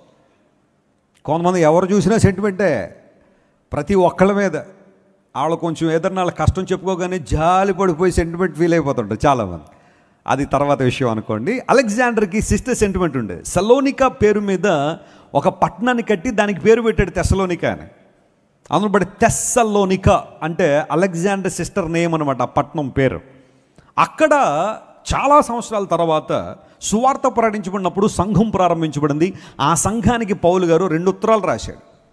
తెస్సలోనిక పత్రికలు మీరు ఇంటికి వెళ్ళిన తర్వాత చదవండి, ఎన్ని అమూల్యమైన విషయాలు దానిలో రాసుకుంటూ వచ్చారంటే, తెస్సలోనిక సంఘాన్ని అభినందించాడు. ఒక అన్య దేశంలో, ఒక అన్య పట్టణములో సువార్త ప్రకటించబడినప్పుడు సువార్తను యాక్సెప్ట్ చేయడం అనేది చిన్న విషయం కాదు. మీలో కొంతమంది అలాంటి పరిస్థితులను ఎదుర్కొని ఉండొచ్చు. మీరు మీ మతము నుండి మీకు ఒక ప్రతిఘటన, మీ కుల పెద్దల నుండి ఒక ప్రతిఘటన. యేసు ప్రభువుని నమ్ముకుని కులభ్రష్టురాలు అయిపోయావు, మతభ్రష్టత్వాన్ని తీసుకొచ్చావు. కాబట్టి నీకు మాకు ఇక పొందు లేదు, నీకు మాకు పాలు పంపులు లేవని ఆ వ్యతిరేకత, ఆ ఎడబాటు, ఆ ఒంటరితనము, ఆ వెలివేత కొన్నిసార్లు హృదయాన్ని బాగా బాధిస్తుంది. తెస్సలోనికా ప్రజలు కూడా ఉపద్రవాల్లో దేవుని వాక్యాన్ని అంగీకరించారట. When gospel was preached, they received the gospel even in their afflictions. కొన్నిసార్లు మనకు అన్నీ బాగున్నప్పుడు సువార్త వింటామేమో, ఏదైనా కష్టాలు ఉన్నప్పుడు ఎందుకులేండి నాకు ఈ సువార్త, నాకు దేవుడు ఏం చేశాడని నేను నమ్మాలి ప్రభువుని, దేవుడు ఏం చేశాడని నేను దేవుని దగ్గరికి రావాలి, నా కుటుంబంలో పరిస్థితులు బాగాలేనప్పుడు దేవుడు నాకు ఎందుకు మేలు చేయలేదు, అందుబట్టి నాకు దేవుడు అక్కర్లేదు అని చెప్పి ఒకనాడు ప్రభువుని అంగీకరించి మరలా వెనకకు వెళ్ళిపోయిన వాళ్ళు కూడా చాలామంది ఉన్నారు. జాగ్రత్తగా గమనించండి, దేవుడు ఎప్పుడూ దేవుడే. దేవుని నామమున స్తోత్రం కలుగును గాక. ఆయన నేచర్ ఎప్పుడు మారలేదు, ఆయన స్వభావం ఎప్పుడు మారలేదు. మారిపోతుంది ఎవరంటే మనం మారుతున్నాం కొన్ని సందర్భాల్లో. ఫర్ ఎగ్జాంపుల్, ఇప్పుడు ఈ పోడియం ఉంది, నేను ఇటు పక్కకి జరిగాను అనుకోండి, పోడియం ఎటుంటుంది? హలో చెప్పండి మరి, దాంట్లో మీరు ఎందుకు ఫీల్ అయిపోతుందో నాకు అర్థం కావట్లేదు. నేను ఇటు పక్కన ఉన్నాను అనుకోండి, పోడియం ఎటుంటుంది? నాకు రైట్ సైడ్లో ఉంటుంది కదా. నేను అటు నుండి ఇటు జరిగాను అనుకోండి, పోడియం ఎటు వచ్చింది? ఒకప్పుడు పోడియం నాకు రైట్లో ఉంది, ఇప్పుడు లెఫ్ట్లో ఉంది. అసలు ఏంటి దీని సంగతి అంటే అది అలాగే ఉంది. మారింది ఎవరో? నువ్వే. మారింది మనమే. అటు నుండి ఇటు, ఇటు నుండి అటు తిరుగుతుంది మనమే. కానీ దేవుడు ఎప్పుడు అలాగే ఉన్నాడు, నిశ్చలంగా ఉన్నాడు. ఆయన నిత్యుడైన దేవుడు. God never changes. God is immutable. His love never changes. His compassion never changes. ఆయన ప్రేమ మారలా, ఆయన కృప మారలా, ఆయన కనికరం మారలా. మారుతుంది ఎవరంటే మనమే. అటు ఇటు తిరిగి దేవుడు అక్కడ ఉన్నాడు, మొన్నేమో అక్కడ ఉన్నాడు, ఇప్పుడేమో ఎక్కడ ఉన్నాడంటే ఆయన అక్కడే ఉన్నాడు. నువ్వు మారుతున్నావు, నువ్వు అటు ఇటు తిరుగుతున్నావు. Come to the right place and of your life. నీ జీవితాన్ని ప్రభువుకు అప్పగించో. ఉపద్రవాల్లో కూడా, కష్టాల్లో కూడా, అవమానాల్లో కూడా నువ్వు నేను ఆనందించగలిగే అవకాశం దేవుడు మనకు దయచేస్తాడు. నేను ఆ సందర్భాల్లో చిన్న చిన్న కొటేషన్స్ రాస్తూ ఉంటాను, లేదా అవకాశం దొరికినప్పుడు ఫెయిత్ పాయింట్స్ రాస్తూ ఉంటాను. చాలా సంవత్సరాల క్రితం ఫెయిత్ పాయింట్ రాశాను. అదేంటంటే, ఒక క్రైస్తవుడు దేవునిలో ఆనందించగలుగుతున్నాడు అంటే క్రైస్తవుని కష్టాలు లేవని కాదు, ఇబ్బందులు లేవని కాదు, రోగాలు రావట్లేదని కాదు, కొన్నిసార్లు అప్పుబాధలు లేవని కాదు, అవమానాలు లేవని కాదు, నిందలు లేవని కాదు, వెలివేతలు లేవని కాదు. అవన్నీ ఉన్నప్పటికీ క్రైస్తవుడు ఎందుకు ఆనందించగలుగుతున్నాడంటే అతని ఆనందం యేసు ప్రభు మీద ఆధారపడింది. హల్లెలూయా. భౌతిక పరిస్థితుల మీద ఆధారపడలేదు, దేవుని మీద మన యొక్క ఆనందం ఆధారపడింది. కాబట్టి ఆయన నిత్యుడు గనుక, ఎప్పుడూ చిక్కు చెదరనివాడు గనుక, ఆయనకు గనక నువ్వు పెనవేసుకోగలిగితే, నీ ఆనందానికి సోర్స్గా దేవుని పెట్టుకోగలిగితే, నువ్వు దేనికి చింతపడాల్సిన అవసరం లేదు, ప్రతికూల పరిస్థితుల్లో కృంగిపోవాల్సిన అవసరం లేదు. దేవుని వాక్యం సెలవిస్తూ ఉంది, పరిశుద్ధాత్మ దేవుడు మనకు ఆనందాన్ని ఇస్తాడట. ఈ ఆనందం ఎలాంటిదంటే, ఉపద్రవాల్లో సైతం దేవుని వాక్యాన్ని మనం ఏం చేస్తున్నాం? అంగీకరించగలుగుతున్నాం. We ought to receive God's word even in adversaries and afflictions. మన కష్టాల్లో, మన ప్రతికూలతలు కూడా దేవుని వాక్యాన్ని అంగీకరించగలిగే అనుభవాన్ని దేవుడు మనకు దయచేస్తున్నాడు. నీ ఫోకస్ ఎటుంది? నీ దృష్టి ఎటువైపు ఉంది? సమస్యను పరిష్కరించగలిగే దేవుని చూస్తున్నావా, లేదా నీ సమస్య వైపు చూస్తున్నావా? ఆలోచించాయి. అక్కడే ఒక భక్తి గల క్రైస్తవునికి, నీటి కాలువ ఎవరో నాటబడిన చెట్టు లాంటి క్రైస్తవునికి, లేదా నామకార్థ క్రైస్తవులకి తేడా ఏంటంటే, కొన్నిసార్లు మన సమస్యనే ఫోకస్ చేసి, మన సమస్యనే చూస్తూ, నాకే ఈ సమస్య, నాకే ఇబ్బంది, నాకున్న సమస్య ఇంకెవరికీ లేదన్నట్టుగా ఆ ప్రాబ్లమ్నే ఫోకస్ చేస్తూ ఉంటాం. అందును బట్టే మన యొక్క ఉద్దేశాలు మారిపోతున్నాయి, మన యొక్క గురి తప్పిపోతూ ఉంది. But when you see God who can solve any kind of problem with his enormous power, your life will never be the same again.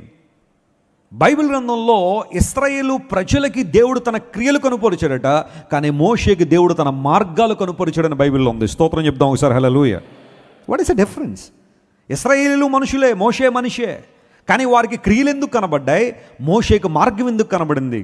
క్రియలు అంటే రిజల్ట్ కనబడింది, మార్గం అంటే దేవుడు ఎలా ఆ రిజల్ట్ ఇచ్చాడో మోషే చూడగలిగాడు. స్తోత్రం చెప్పండి. హల్లెలూయా. ఒక అత్యుత్తమైన క్రైస్తవునిగా తీర్చిదిద్దబడాలంటే నీ క్రియల వైపు చూడడం కాదు, ఆ క్రియలు ఎలా జరుగుతున్నాయి, దేవుని ఉద్దేశాలు ఏంటి, ఆయన ప్రణాళికలు ఏంటి, ఆయన ఏ మార్గాలు గుండా మనం నడిపిస్తున్నాడు, దాని యందు మనం లక్ష్యం ఉంచగలిగితే మోషేలా మనం కూడా దేవుని కొరకు జీవించగలుగుతాం. దేవుని బిడ్డలారా, నీ ఆనందం దేని మీద ఆధారపడి ఉంది? ఇండియన్ ప్రీమియర్ లీగ్ మీలో చాలామంది తెలుసు, ప్రతి ఏటా నిర్వహిస్తున్నారు. అది ఆటతో పాటుగా ఎంటర్టైన్మెంట్ కూడా జత చేశారు. రకరకాల ఫ్రాంచైజర్స్ వచ్చారు, టీములు కొనుక్కున్నారు. ఒక్కొక్కడికి కోట్లు ఇచ్చించి ఆ డబ్బులు పెట్టి కొనుక్కుని టీంలు ఫామ్ చేసి ఆడుతున్నారు. ఒక్క గేమ్ జరుగుతుందంటే దాని వెనకాల ఎన్నో రకాలైన బిజినెస్లు జరుగుతూ ఉన్నాయి. యాడ్ ఏజెన్సీస్ దగ్గర నుంచి, అడ్వర్టైజ్మెంట్ కంపెనీస్ దగ్గర నుంచి, పెద్ద పెద్ద సెలబ్రిటీలు ఆ క్రికెట్ చూడడానికి రావడం దగ్గర నుంచి, ఏవియేషన్ ఇండస్ట్రీ దగ్గర నుండి ఆల్మోస్ట్ అన్ని ఇండస్ట్రీలకి బిజినెస్ ఇస్తూ ఉన్నారు. అంతా బాగానే ఉంది. కానీ మొన్న ఈ మధ్యన ఐపీఎల్లో బెంగళూరు వారు గెలిచిన తర్వాత ఆకస్మికంగా, మరి పెద్దగా అడ్వర్టైజ్మెంట్ చేసారో లేదో కూడా నాకు తెలియదు, కానీ ఆ విజయోత్సవ సభ బెంగళూరులో ఏర్పాటు చేశారు. ఎందుకంటే మ్యాచ్ జరిగింది ఎక్కడో గుజరాత్లో జరిగింది, చాలామంది వెళ్ళలేకపోయారు. సరే, వాళ్ళు కప్పు గెలిచిన తర్వాత ఒకసారి ఆ కప్పు అందరికీ చూపిద్దామని ఆలోచనలో బెంగళూరులో ఆ విజయోత్సవ సభ పెట్టగానే 35,000 మంది పట్టే ఆ స్టేడియానికి సుమారుగా 3 లక్షల మంది వచ్చేసారు. చిన్నపిల్లల్ని తీసుకుని వచ్చారు, కొంతమంది చిన్నపిల్లల్ని. టికెట్లు దొరికితే లేదో తెలియదు, లోపలికి వెళ్ళగలరో లేదో కూడా తెలియదు. వాళ్ళ అభిమాన టీమును చూడాలని, లేదా విరాట్ కోహ్లీ అని ఒక ఆయన ఉన్నాడు, ఆయన్ను చూడాలనే ఆలోచనతో 3 లక్షల మంది రావడం మాత్రమే కాకుండా లోపలికి వెళ్ళాలనే ఆతురతలో ఒక స్టాంపీడ్ జరిగింది. అక్కడ త్రొక్కిసలాట. 11 మంది చనిపోయారని న్యూస్లో వచ్చింది. కానీ నేను అనఫీషియల్గా అక్కడున్న అకౌంట్, నా అభిప్రాయం అయితే కాదు, అనఫీషియల్గా ఇంకా చాలామంది చనిపోయారని, 11 మంది మాత్రమే చనిపోయారని న్యూస్లోకి వచ్చింది. ఎప్పటికీ చాలామంది హాస్పిటల్లో ఉన్నారు. ఏంటంటే ఒక ఎంటర్టైన్మెంట్ చాలామంది జీవితాల్లో విషాదాన్ని మిగిల్చింది. చాలా ఉన్నతమైన చదువులు చదివిన వాళ్ళు ఆ కాళ్ళ క్రింద నలిగిపిచ్చి చచ్చిపోయారు. యవనస్తులు చాలామంది చనిపోయారు. ఆ తల్లులు ఆ శవాల మీద పడి ఏడుస్తూ ఉంటే ఎవరు వారిని ఆదరించారు? 25 లక్షలు 10 లక్షల్లో ఎక్స్గ్రేషియా ప్రకటించారు. ఒక తల్లి అడిగింది, 25 లక్షలు ఇస్తానన్నారు నా కొడుకు మృతదేహం కోసం, నేను ₹1 కోటి ఇస్తాను, మరలా నా కొడుకుని తీసుకురాగలరా అడిగింది ఒక తల్లి. ₹1 కోటి కదా, 100 కోట్లు ఇచ్చినా తీసుకురాగలరా? ఎంటర్టైన్మెంట్ సెంటర్స్ ఈ రోజున మనిషి ప్రాణాలు కబలించే సెంటర్లుగా మారిపోయాయి. వినోదాలు చాలా విషాదాలుగా మారిపోతున్నాయి. లోకసమైన విషయాల్లో మనిషి ఆనందించాలన్న ఆలోచన. క్రికెట్ చూడడం తప్పు నేను అంటలేదు, కానీ ఏదైనా సరే హద్దులు దాటేసింది అంటే, ఎక్స్ట్రీమ్కి వెళ్ళిపోయారంటే అది ఇబ్బందులు పాలవుతుంది. కొంతమంది క్రికెట్ మ్యాచ్ ఎక్కడో ఆడతారు, ఎవడో గెలుస్తాడు, వీడింట్లో వాళ్ళు ఓడిపోయారంటే టీవీలో కూడా వేస్తాడు, టీవీ బద్దలు కొట్టేస్తాడు. ఇప్పుడు వాళ్ళలో ఎవరైనా వచ్చి, బాబు మా కోసం టీవీ బద్దలు కొట్టేసేవారు ఆయన, ₹80,000 టీవీ, ఇదిగో డబ్బులు ఇస్తారని వాళ్ళు. మళ్ళీ నువ్వే కదా ఈఎంఐలు కట్టుకుని, మళ్ళీ అవి కట్టుకుని, ఇటు పరిగెత్తి మళ్ళీ టీవీ కొనుక్కోవాలి. గొడవల గందరగోళాల బెట్టింగుల్లో ఎంతమంది ఈరోజు యవనస్తులు ప్రాణాలు కోల్పోతున్నారు. ఆ మ్యాచ్ గెలుస్తారు, ఆ మ్యాచ్లో వీళ్ళు గెలుస్తారని డబ్బులు పెట్టి ఆ డబ్బులు పోగొట్టేసుకుని అనేక మంది యవనస్తులు సూసైడ్ చేసుకుని చనిపోతున్నారు. There is a severe depression among young people today because they are running after entertainment. లోక సంబంధమైన వినోదాల్లో చాలామంది పరుగులెత్తి ప్రాణాలు కోల్పోతున్న వారు చాలామంది ఉన్నారు. ఎక్కడ నీ ఆనందం? వేటిలోని ఆనందం? బైబిల్ సెలవిస్తూ ఉంది, ప్రభువునందు ఆనందించండి, మరలా చెప్పుదును ఆనందించండి. ఎన్నిసార్లైనా చెబుతానో మీరు ప్రభువులో ఏం చేయండి? ప్రార్థన చేయడంలో ఆనందం, వాక్యం చదువుకోవడం ఆనందం, పరిశుద్ధాత్మ దేవునికి సంపూర్ణంగా మనం సమర్పించుకున్నప్పుడు ఆయన ఇచ్చే ఆనందం మన ఉపద్రవాలకు మించిన, మన కష్టాలకు మించిన, ఇబ్బందులకు మించిన ఆనందాన్ని ప్రభువు మనకు దయచేస్తాడు. ఆ ఆనందాన్ని కనుక నువ్వు పట్టుకోగలిగితే ఈ లోకంలో ఏది కూడా నేనేం చేయలేదు, కృంగదీయలేదు. దేవుని స్తోత్రం చెప్పండి, హల్లెలూయా. పరిశుద్ధాత్మ దేవుడు గొప్ప ఆనందాన్ని మనకి ఇస్తాడని బైబిల్లో రాయబడింది. ఇదే విషయాన్ని పౌలు మహాశయుడు రోమా సంఘంతో రాస్తున్నాడు. దేవుని రాజ్యం అంటే భోజనమో పానమో కాదు, కానీ నీతి. బ్రదర్ చెప్పండి, నీతి. నేను చెప్పింది చెప్పండి, నీతి, సమాధానము, పరిశుద్ధాత్మ యందలి ఆనందము. ఏంటి దేవుని రాజ్యం అంటే ఏంటి? What is the kingdom of God? What is the description of kingdom of God? పౌలు అన్నాడు, భోజనం పానం కాదు. కొంతమంది దేవుని రాజ్యము అంటే రకరకాల ఆలోచనలు ఉన్నాయి. ఒక మత శాఖ వారు ఏమంటారంటే, నువ్వు గనక ఒక పవిత్ర యుద్ధంలో గనక చచ్చిపోయావంటే నువ్వు స్వర్గానికి వెళ్ళిన తర్వాత నీకు అక్కడ 3 కాలువలు ఉంటాయి. ఎన్ని కాలువలు ఉంటాయి? 3 కాలువలు.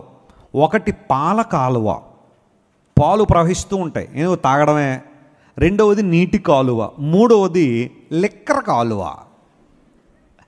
నీకు ఎంత కావాలంటే అది తాగేయడమే.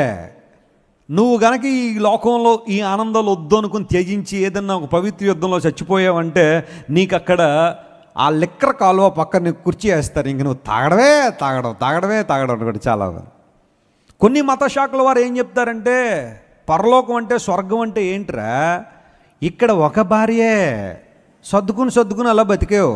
అక్కడికి వెళ్ళావంటే ఎంతమంది ఉంటారు, నీ ఇష్టం నత్యమాడుతూ ఉంటారు వాళ్ళని ఇంక నీ ఇష్టం అన్నట్టుగా చాలామంది. పరలోకం అంటే అదా? దేవుని రాజ్యం అంటే సురాపానమును డ్యాన్సులు వేయడం, నృత్య కళాకారులు ఉంటారు అక్కడ. అదేనా దేవుని వాక్యం అలా చెప్పిందా? ఒకళ్ళు నువ్వు అనుకున్నట్టుగా నీ పరిస్థితుల్లో పరలోక రాజ్యానికి అలాంటి నిర్వచనాలు చెప్పారేమో, కానీ నా బైబిల్ చెప్పింది దేవుని రాజ్యం అంటే భోజనం పానం కాదు, కానీ పరిశుద్ధాత్మ యందలి ఆనందం. Joy in the holy spirit. It's all about righteousness, it's all about peace and it's all about joy in the holy ghost. పరిశుద్ధాత్మలో ఆనందం, నీతి, సమాధానం వెంటాడడం, ఇది దేవుని రాజ్యం అంటే. పౌలు భక్తుడు అదే అన్నాడు, పరిశుద్ధాత్మలో మనకు ఆనందం ఉంది. True joy and happiness will come when we surrender our lives to Holy Spirit God. ఆయన మనకు నూతన స్వభావాన్ని ఇస్తున్నారు, రెండవది ఆనందాన్ని ఇస్తున్నారు. మూడో మాట దగ్గరికి వద్దాం. చూడండి, పరిశుద్ధాత్మ దేవుడు మనకి ధైర్యాన్ని ఇచ్చారట. చెప్పండి, ఏమిస్తారట ఆయన? ధైర్యాన్ని ఇస్తారు. బోల్డ్నెస్ అండ్ కరేజ్, గొప్ప ధైర్యాన్ని మనకి ఇస్తారని బైబిల్లో రాయబడింది. అపోస్తుల కార్యాల గ్రంథం 4వ అధ్యాయం 31వ వచనాన్ని చదివితే దానిలో ఈ మాట రాయబడింది. The book of acts chapter 4 and verse 31, the Bible says, వారు ప్రార్థన చేయగానే వారు కూడి ఉన్న చోటు కంపించెను. చెప్పండి, ఏమైందట? కంపించెను.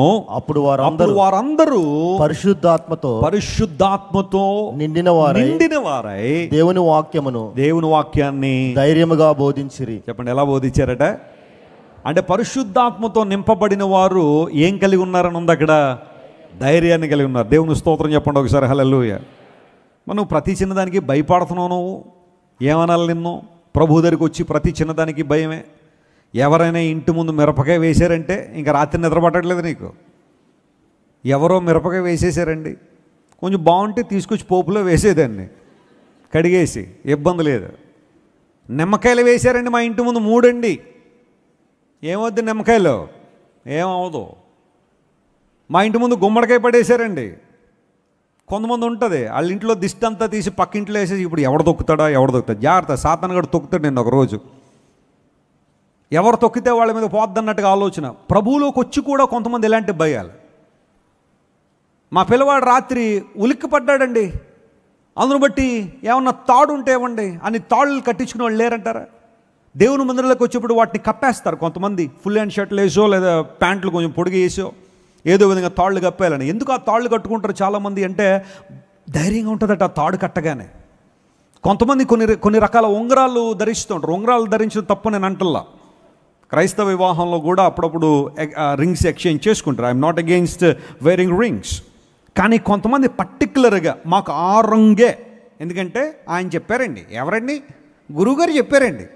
ఆ గురువుగారు ఏమన్నారంటే ఈ ఉంగరం పెట్టుకుంటే నీకు ఏమవుతుంది? ఆయన ఉద్యోగం వచ్చేస్తానండి. అందును బట్టి డిఎస్సికి ప్రిపేర్ అవుతున్నాను కదండి, ఆ రంగు ఉంగరం ఇవ్వండి అని చెప్పి 6,000 పెట్టి కొనుక్కుని పెట్టుకుంటున్నావు. నువ్వు ఏమనాలి నిన్ను?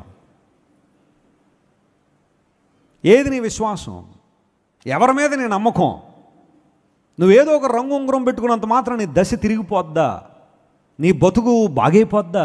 అదేనా నువ్వు నమ్మేది? Where is the submission to the word of God? దేవుని వాక్యానికి నీ జీవితం సమర్పించుకోవడం ఎక్కడ? నీ పరిస్థితులు ఏంటో ఒకసారి ఆలోచించే. నేను కొన్ని బుద్ధిస్ట్ కంట్రీలు వెళ్తూ ఉంటాను.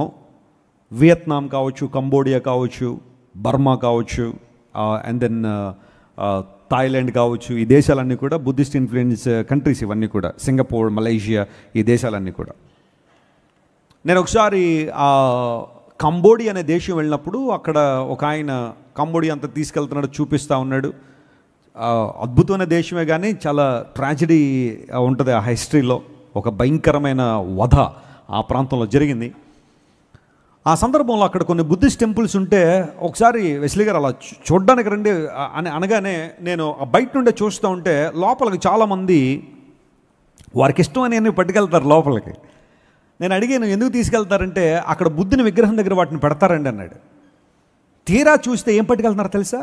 సిగరెట్ ప్యాకెట్లు పట్టుకెళ్తున్నారు. ఆ తర్వాత మందు బాటిల్ పట్టుకెళ్తున్నారు. వాళ్ళ నమ్మకం ఏంటి అంటే, నువ్వు బాగా ఏది ఇష్టపడతావో అది దేవుడు గనక ఇస్తే ఆయన నీకేమిస్తాడు, బ్లెస్సింగ్స్ ఇస్తాడని చెప్పగానే మరి వీడికి ఇది అప్ప ఇంకేమి ఇష్టం ఉంటాయి, అవన్నీ పట్టుకెళ్ళి అక్కడ పెడుతున్నారు చాలామంది.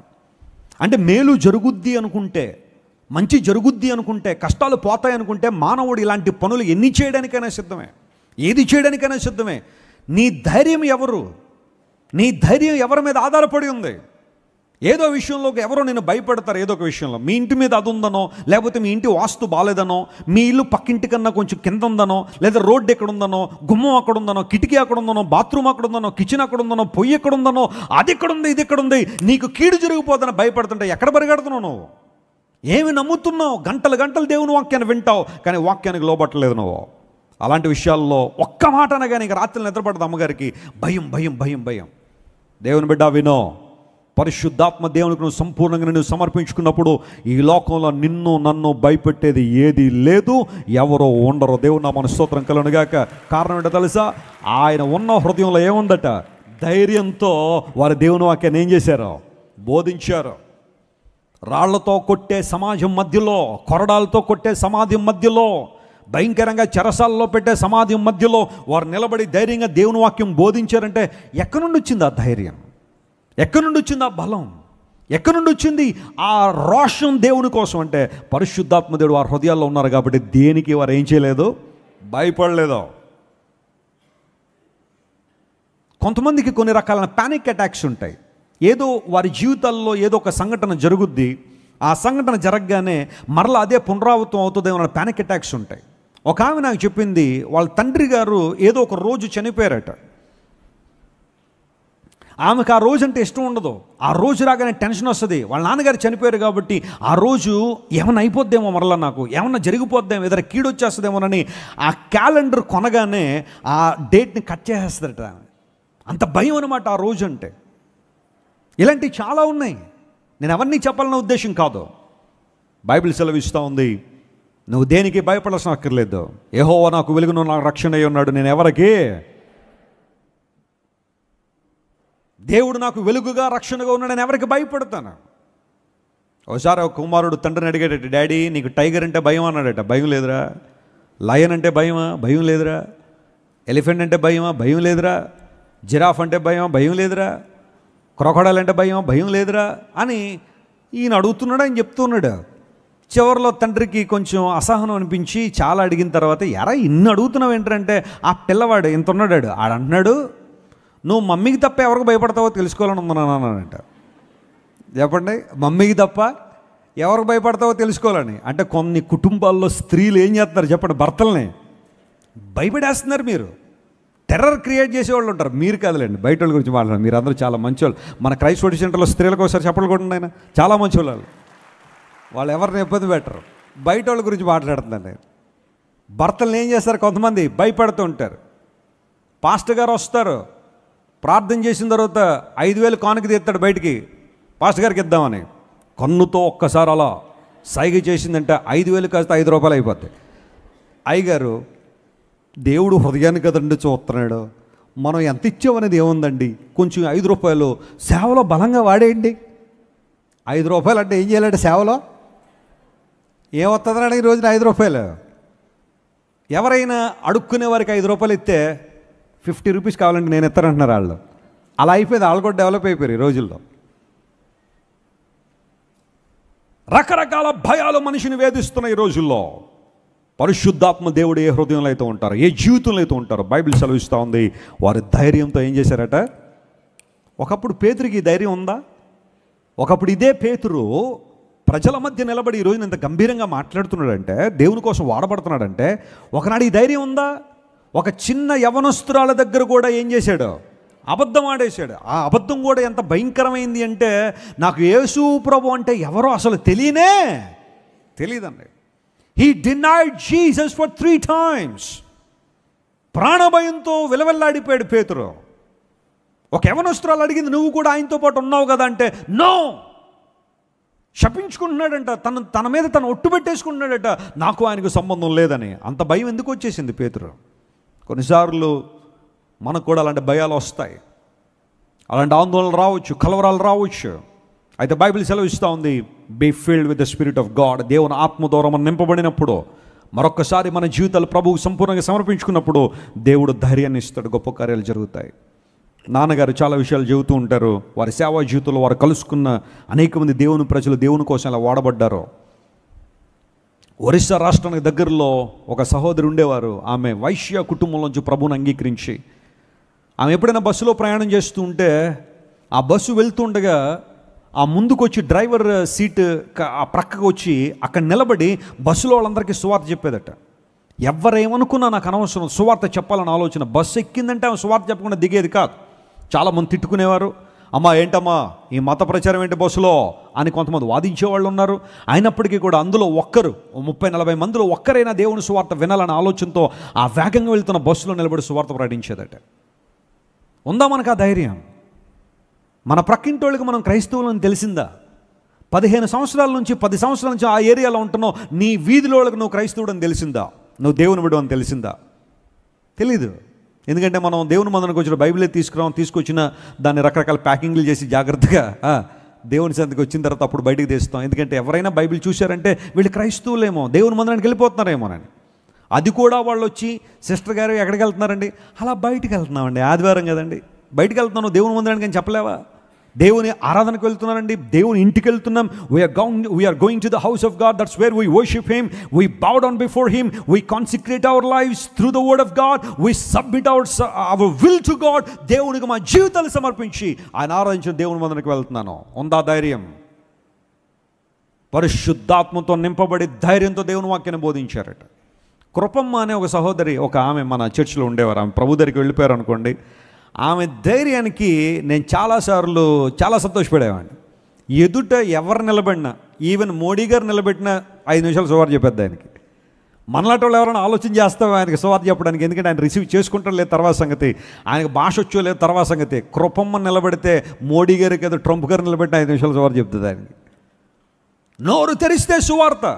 హాస్పిటల్ అడ్మిట్ అయింది ఒకసారి, మొత్తం వార్డ్ అంతా దద్దరిల్లిపోయింది సువార్తతో. డాక్టర్లందరికీ వచ్చి రాగానే, బాబయ్య వైద్యం చేయడానికి వచ్చారా, మీ పాప రోగం పోయిందని అడిగేదట ఆమె. మేము నీ రోగం తగ్గించడానికి వస్తే నువ్వు మా రోగం, అవునమ్మా ఈ రోగం ఉంటే ఉంటుంది పోతే పోద్ది, కానీ ఆ రోగం కనుక ఉందంటే ఎక్కడ పోతావు నువ్వు? నరకానికి పోతావని డాక్టర్లకి సువార్త చెప్పేదా. తనకు తెలిసిందే, డిగ్రీలు ఏం చదవాలా, పిహెచ్డీ ఏం రాయలా, దేవుని సువార్త భారాన్ని కలిగి ఉండే ప్రభు కోసం బ్రతికిన ధైర్యం, దేవుని కోసం జీవించడం.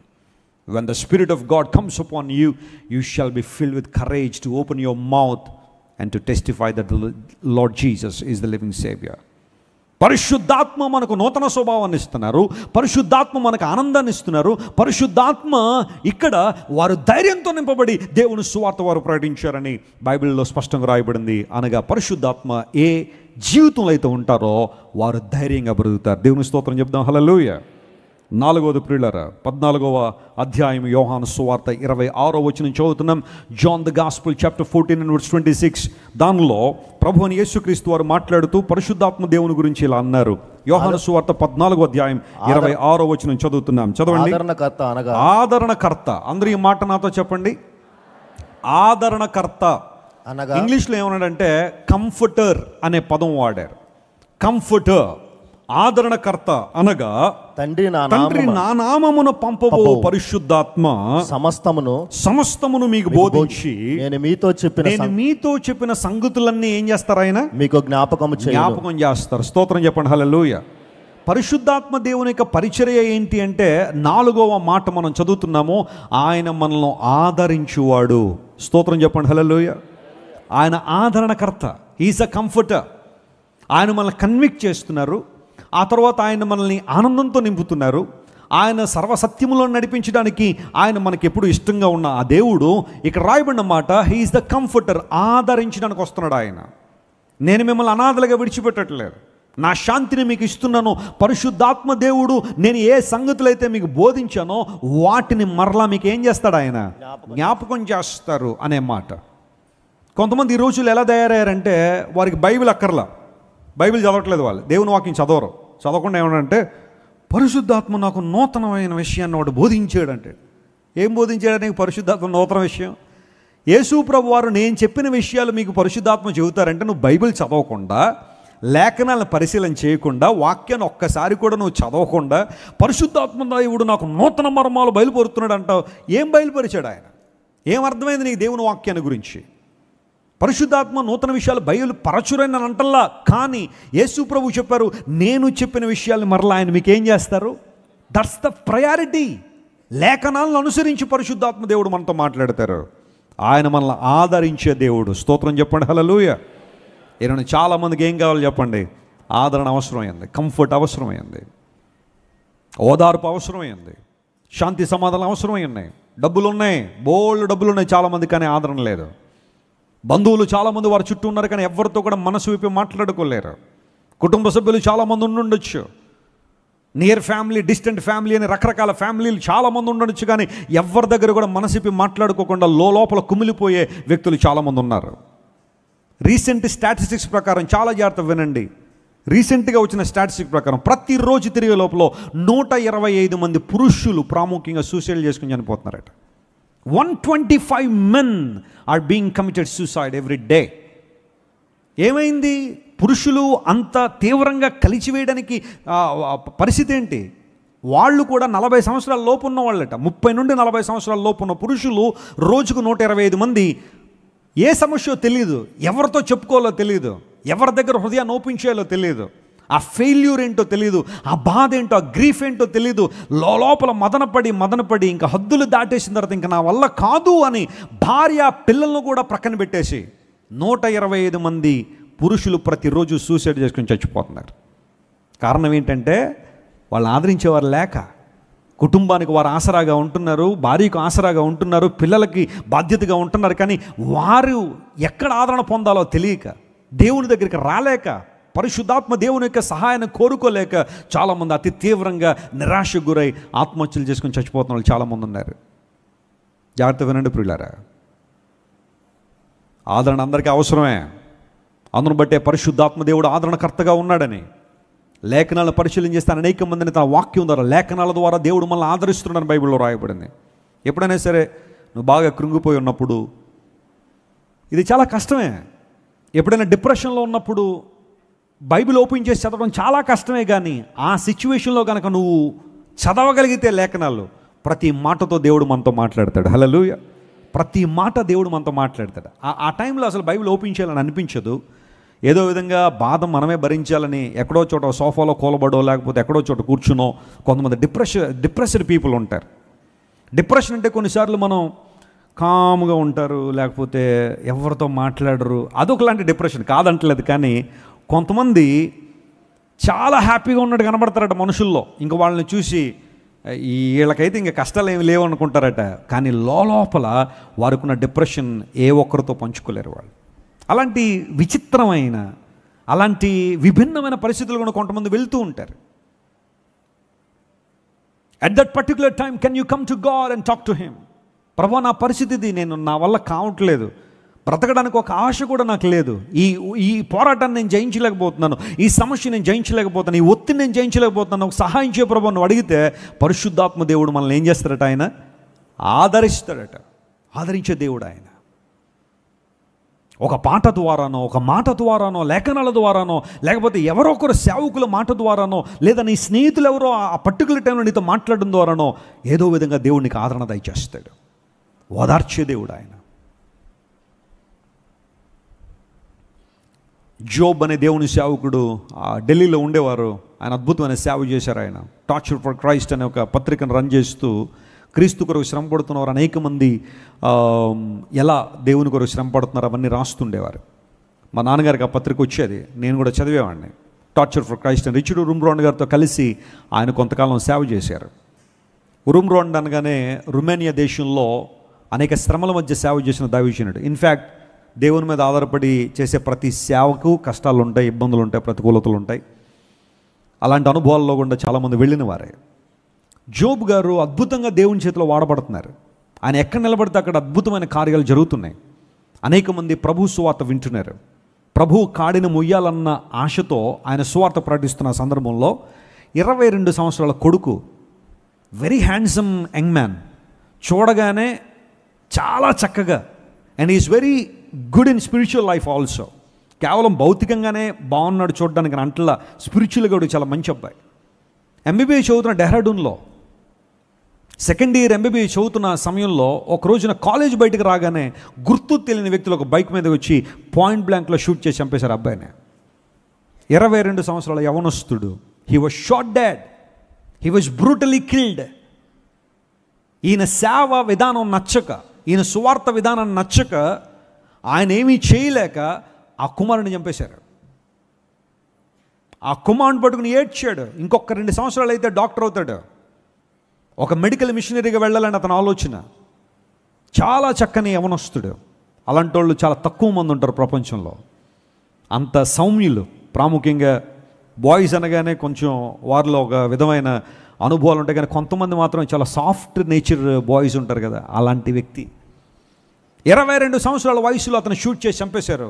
రోజుల తరబడి ఏడ్చాడు దేవుని సేవకుడు.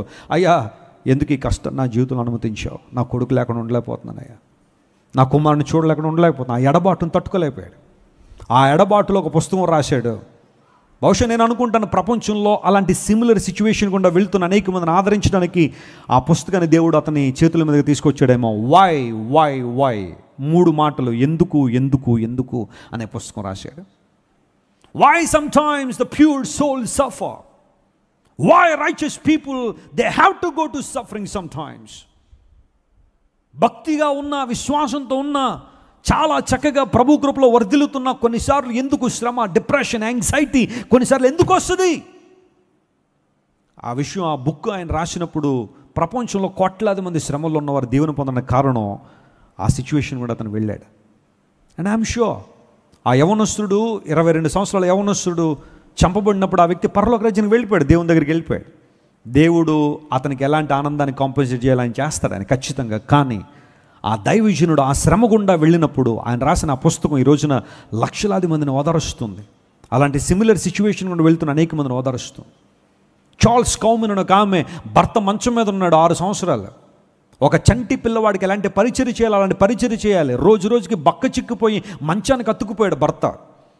మరే భార్య అయినా అయితే అలాంటి భర్తను వదిలిపెట్టి వెళ్ళిపోద్దేమో, ఎందుకంటే యవన కాలంలో ఉన్నవారే. ఇలాంటి వాడితో నేను ఇంకేం జీవిస్తాను, ఇలాంటి వాడి ద్వారా నాకేంటి ప్రయోజనం అని ఆ భర్తను వదిలిపెట్టి వెళ్ళిపోయే సమాజంలో భర్త మంచం పక్కనే కూర్చొని రాసింది ఎడారిలో సెలయేర్లైన పుస్తకం, స్ట్రీమ్స్ ఇన్ ద డెజర్ట్.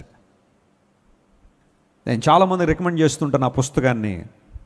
కష్టాల్లో, ఇబ్బందుల్లో ఉన్నవాళ్ళు ఆ పుస్తకం చదవండి అని. ఆమె రాసిన ఒక్కొక్క మాట బంగారు మాట.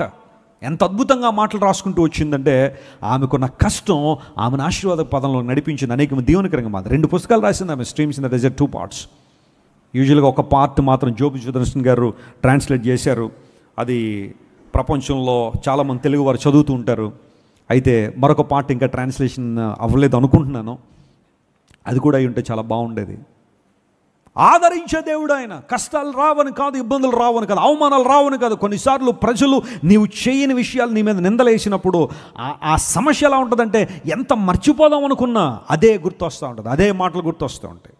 ఎవరో బహుశా నీ భక్తి జీవితం తక్కువ చేసి మాట్లాడచ్చు, నీ సామర్థ్యాన్ని తక్కువ చేసి మాట్లాడచ్చు.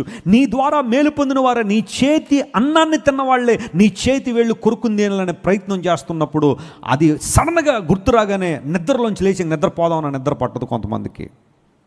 నువ్వు అలాంటి దానివి, నువ్వు ఇలాంటి దానివి, నువ్వు మోసగాడివి, నువ్వు మోసగత్తువని బహుశా ఎవరైనా అంటే రాత్రులు నిద్ర పట్టట్లేదేమో నీకు. ఎన్ని ప్రయత్నాలు చేస్తున్న ఇబ్బంది పడుతున్నావేమో. Can you come to the feet of God? దేవుని పాదాలు పట్టుకోగలవా? పరిశుద్ధాత్మదేవ, నీవు నన్ను ఆదరించువాడు నాయన. ఇక్కటులు ఇబ్బందులు నిన్ను చుట్టుముట్టినను, ప్రియుడు నిన్ను చేరదీసిన ఆనందము కాదా? సోలిపోవలదు నా మనసా, సోలిపోవలదు, సోలిపోవలదు నా మనసా, సోలిపోవలదు. వాక్కునిచ్చిన దేవుని నీవు పాడి కొనియాడు, తీర్చిదిద్దే ఆత్మని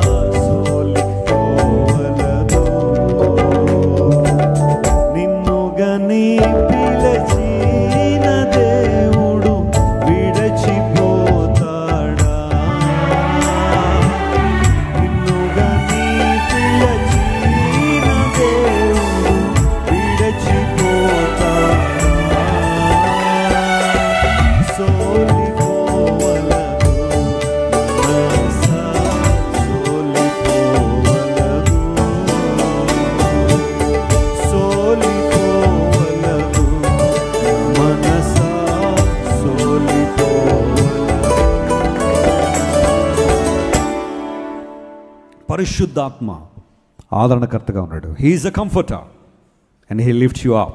నీ ఉన్న ఆ బూడిదలో నుండి, గోనె పట్ట కట్టుకున్న నీ జీవితంలో నుండి సంతోష వస్త్రాన్ని దేవుడు నీకు ధరింపు చేయగలిగిన వాడు. నమ్మిన వారు గట్టిగా చెప్పలు కొట్టి ప్రభువును అనుమయంపడదాం. He is the one who lifts us up. ప్రజలను పడిపోతే చూడాలనుకుంటారు, నువ్వు ఏడిస్తాడు చూడాలనుకుంటారు, దుఃఖపడితే చూడాలనుకుంటారు. ఆ భయంకరమైన పరిస్థితుల మీద కొంతమంది నీ మీద మత్సరపడే వాళ్ళు ఉంటారేమో కదా. ఈ రోజున ఎక్కడ చూడండి ఏం నడుస్తూ ఉంది? మత్సరం, ఎదుటివారి బాగోగులు, లేదంటే ఎదుటివారు కొంచెం బాగున్నారు అంటే వారవలేనితనం, మత్సరం బాగా పెరిగిపోతాం. కొంచెం మంచి బట్టలు వేసుకున్న వాళ్ళని చూస్తే కొంతమంది మత్సరపడుతుంటారు. ఒక మంచి కారు వేసుకున్న వాళ్ళని తిరిగితే మత్సరపడతారు. బిడ్డలు కొంచెం ఎదుగుతున్నారు లేదా ఫలిస్తున్నారు అనేసరికి మత్సరపడే వాళ్ళు చాలామంది ఉంటారు. జెలసీ ఈ రోజున భయంకరంగా చలామణిలో ఉంది. వారవలేనితనం. ఒకవేళ మత్సరానికి నువ్వు గుర్రవితే పర్వాలేదు, తర్వాత సంగతి దేవుడు నీకు రివార్డు ఇస్తాడు. కానీ నువ్వే ఎవరి మీద మత్సరపడుతుంటే జాగ్రత్త సుమా, ఇబ్బందులు పాలవుతావు. దేవుడు ఎవరైనా దీవిస్తే వారిని చూసి ఆనందించు. ప్రభువా అలాంటి దీవెన నాకు కూడా దయచేయని ప్రార్థించడం తప్పేం లేదు. కానీ వారిని ఎలాగైనా ఇబ్బంది పెట్టేయాలి, బ్యాడ్ చేయాలని సమాజంలో జెలసీ ఈ రోజున భయంకరంగా పనిచేస్తూ ఉంది. ఎక్కడో చదివాను, ఎవరిలోనైతే జెలసీ ఉంటే లేదా ఆ జెలస్ అనేది ఉంటే వారి లక్షణాలు ఎలా ఉంటాయంట? మొట్టమొదటి థింగ్ ఏంటంటే they have a bad mouth అట. బ్యాడ్ మౌత్ అంటే అర్థం ఏంటి? ఇంకా ఆ మాటలు భయంకరంగా ఉంటాయన్నమాట. ఆ ఎదుటి వాళ్ళ గురించి ఒక్కటి కూడా పాజిటివ్ మాట్లాడు, అంతా కూడా బ్యాడ్ మౌత్, భయంకరంగా మాట్లాడడమే, వదరబూతుల్లో మాట్లాడుతుంటారు. And they never congratulate you అట. నువ్వు ఏదైనా ఒక విజయాన్ని సాధిస్తే ఎప్పుడు నీ దగ్గరికి వచ్చి నీకు అభినందన తెలియజేయరట వాళ్ళు. ఎందుకంటే నువ్వు విజయం సాధించడం వాళ్ళకి ఏం కాదు, ఇష్టం కాదు.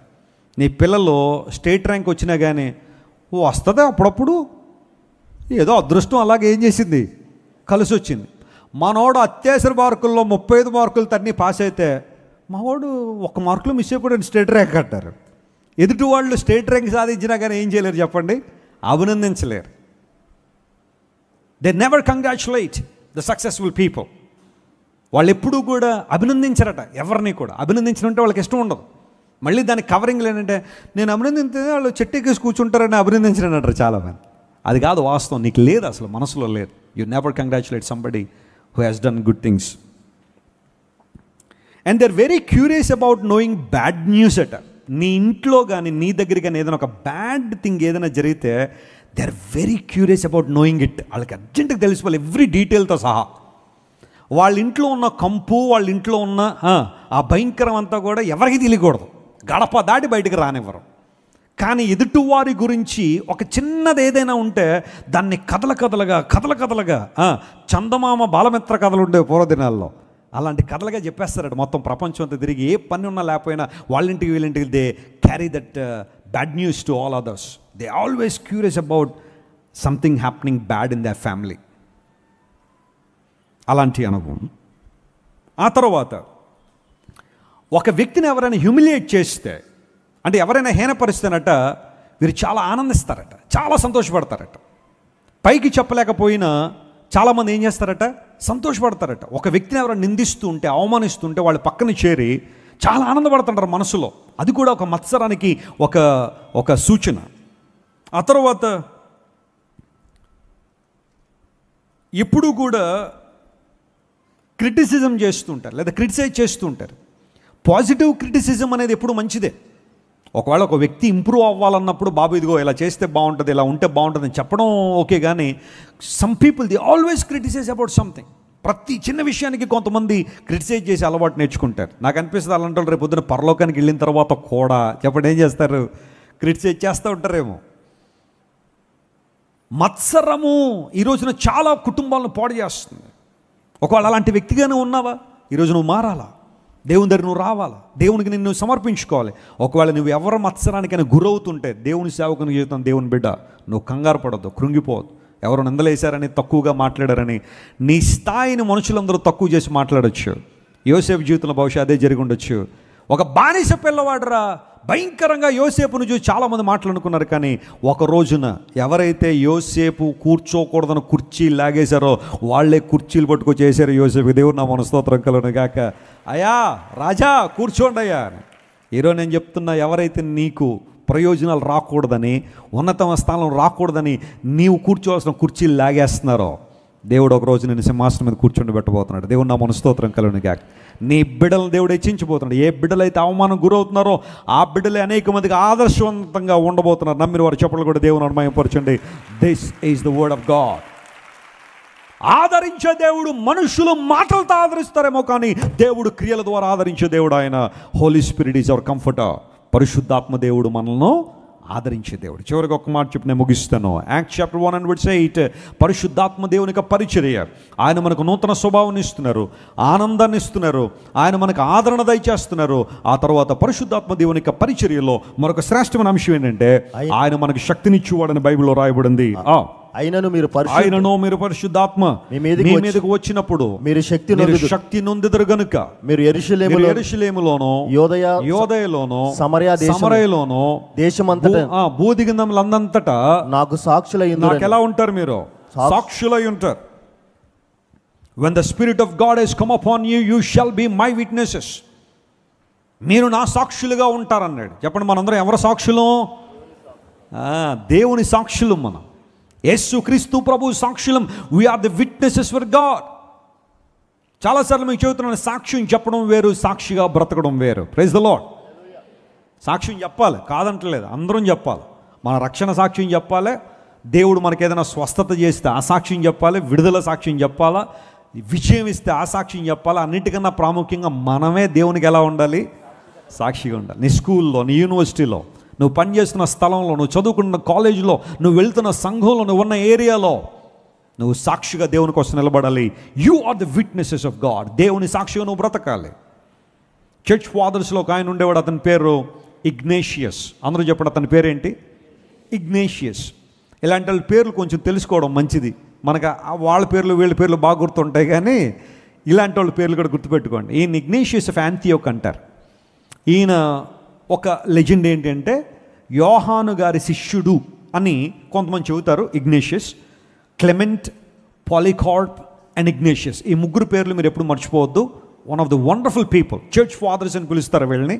ఈయన రాసిన చాలా రైటింగ్స్ చాలామంది దేవునికరంగా మార్చబడ్డాయి. బైబిల్ కంపైల్ చేయడానికి దేవుడు అనేక మంది భక్తులను వాడుకున్నాడు. అయితే ఆ బైబిల్ని ఇంటర్ప్రిట్ చేయడానికి, ఆ బైబిల్ని మనకు అర్థమయ్యే భాషలో చెప్పడానికి, బైబిల్లో ఉన్న విషయాలు మనకు అర్థం కావడానికి చాలామంది సేవకులను దేవుడు వాడుకున్నాడు. అందులో ఇగ్నేషియస్ కూడా ఒకడు. ఈయన దేవుని కొరకు హతసాక్షి అయిపోయాడు. ఆయన చంపేశారు. చంపేసేటప్పుడు ఇగ్నేషియస్ తన యొక్క ఆ సమయంలో అతనికి చెబుతాను, నువ్వు దేవుని వదిలిపెట్టేస్తే నేను వదిలిపెట్టేస్తామని. ఆయన అన్నాడు, మీరు నన్ను చంపేసినా పర్లేదు, నేను మాత్రం దేవుని విడిచిపెట్టను, ఆయన సాక్షిగా జీవిస్తానని. అందును బట్టి ఈయనకి ఇంకో పేరు పెట్టారు. ఏమంటే థియోఫోరస్ అనే పేరు పెట్టారు. థియోఫోరస్ అంటే అర్థం ఏంటంటే గాడ్ బ్యారర్ అని అర్థం. చెప్పండి, ఏమర్థం? గాడ్ బ్యారర్ అంటే దేవుణ్ణి కలిగి ఉన్నవాడని. ఈయన ఎప్పుడు కూడా ఆ ఇగ్నేషియస్ ఎవరైనా అడిగితే, సార్ మీ పేరేంటని అంటే ఇగ్నేషియన్ చెప్పకుండా ఎక్కువగా థియోఫోరస్ అని చెప్పేవాడట. I have God in my heart. నా హృదయాన్ని కనుక మీరు కట్ చేసి చూస్తే, నా గుండెని కనుక మీరు స్కాన్ చేసి చూస్తే అణువణువున నా దేవుడే ఉంటాడు తప్ప మరి దేనికి చోట్లేదన్నాడు. గట్టిగా చప్పట్లు కొట్టి దేవుని మహిమపరచండి. అందును బట్టే ఆయనకు థియోఫోరస్ అనే పేరు వచ్చింది, గాడ్ బ్యారర్ అనే పేరు.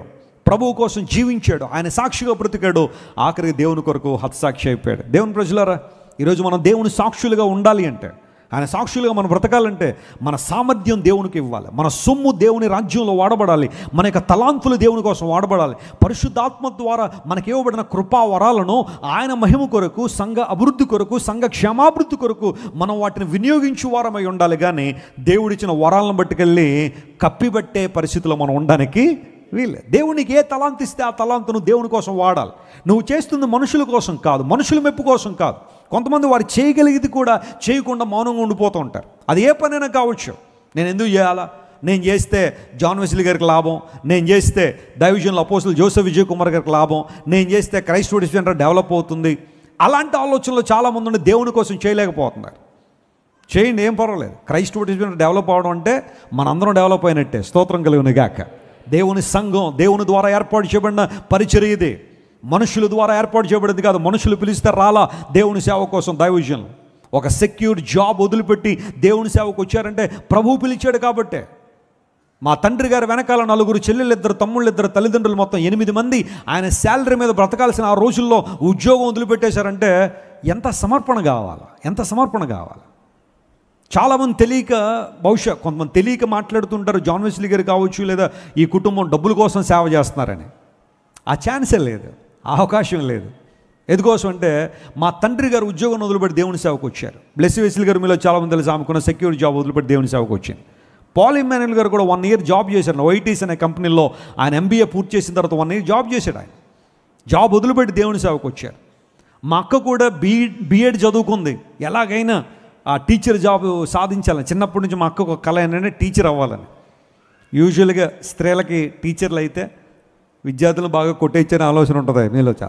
అందరూ కాదనుకోండి, కొంతమంది. మా అక్క చిన్నప్పుడే ఆ టీచర్ భావాలన్నీ ఉండేవి తనలో. ఎవరు ఉండేవారు కాదు, గదిలో ఒక బోర్డు పెట్టేసుకుని పాటలు చెప్పేస్తూ ఉండేది. ఏంటక్క అలా చేస్తామంటే, రేపు పొద్దున చెప్పాలి కదా నేను టీచర్ అయిన తర్వాత. ఒక బెత్తం పట్టుకొచ్చి మా ఇంట్లో మొత్తం మంచాలని, సోఫాలని చితకొట్టేస్తూ ఉండేది మా అక్క. ఏంటంటే ప్రాక్టీస్ అనమాట, రేపు పొద్దున విద్యార్థులు కూడా ఏం చేయాలా, అలా కొట్టాలని. అంత ఇష్టం మా అక్కగా టీచర్ జాబ్ అంటే. అందులో బట్టి బీఎడ్ చదువుకుంది భీమవరంలో. ఆమె సాధించాలనుకుంటే ఆ టైంలో చాలా ఈజీగా ఆమె డిఎస్సిలో ఒక మంచి ఉద్యోగం కొట్టేసి ఉండొచ్చు. బట్ దేవుని కోసం వదిలేసుకుంది. నేనైతే ఏ ఉద్యోగానికి వెళ్ళలేదనుకోండి, వెళ్ళాలనుకుని చాలా ఆస్పిరేషన్స్ ఉన్నాయి, కానీ నా యవ్వన కాలంలో దేవుని సేవకు పిలిచాడు కాబట్టి నాకు అవకాశం లేదు. బట్ నా జీవితాన్ని సంపూర్ణంగా దేవుని సమర్పించాను.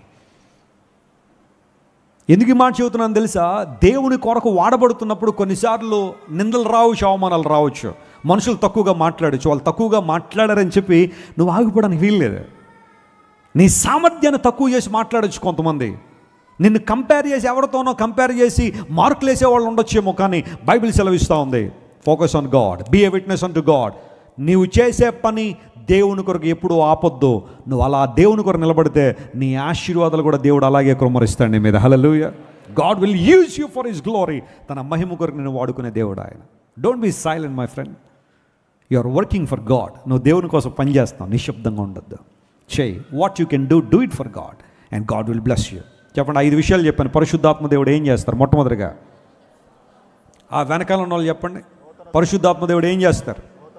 నూతన స్వభావాన్ని కలుగు చేస్తున్నారు. 2వది ఆనందాన్ని ఇస్తారు. 3వది ధైర్యాన్ని ఇస్తున్నాడు. 4వది ఆదరణ ఇస్తున్నాడు. 5వది శక్తినిస్తున్నారు. ఎందుకంటే ఆయన సాక్షులుగా మనం ఏం చేయాలా?